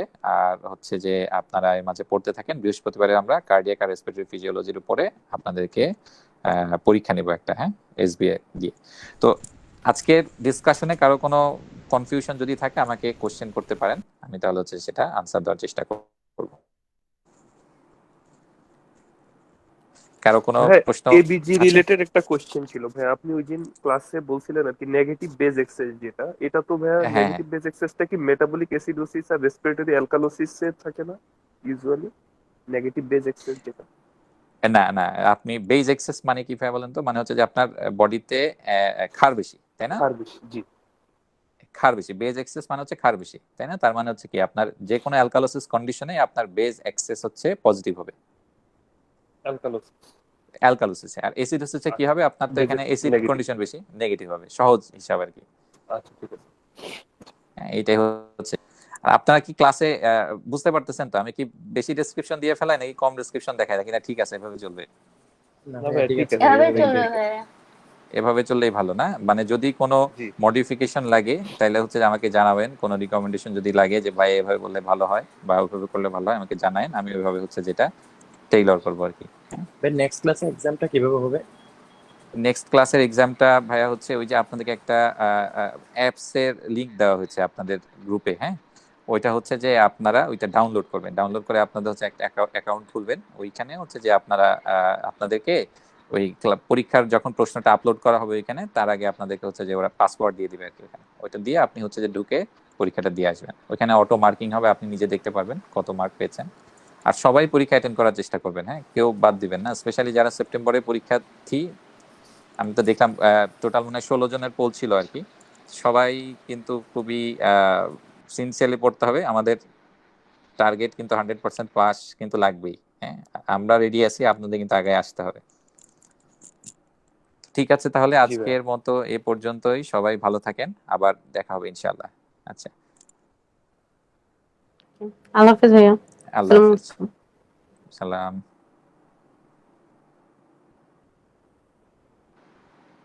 থ্যাংক ইউ ভাইয়া। ওয়েলকাম আপু।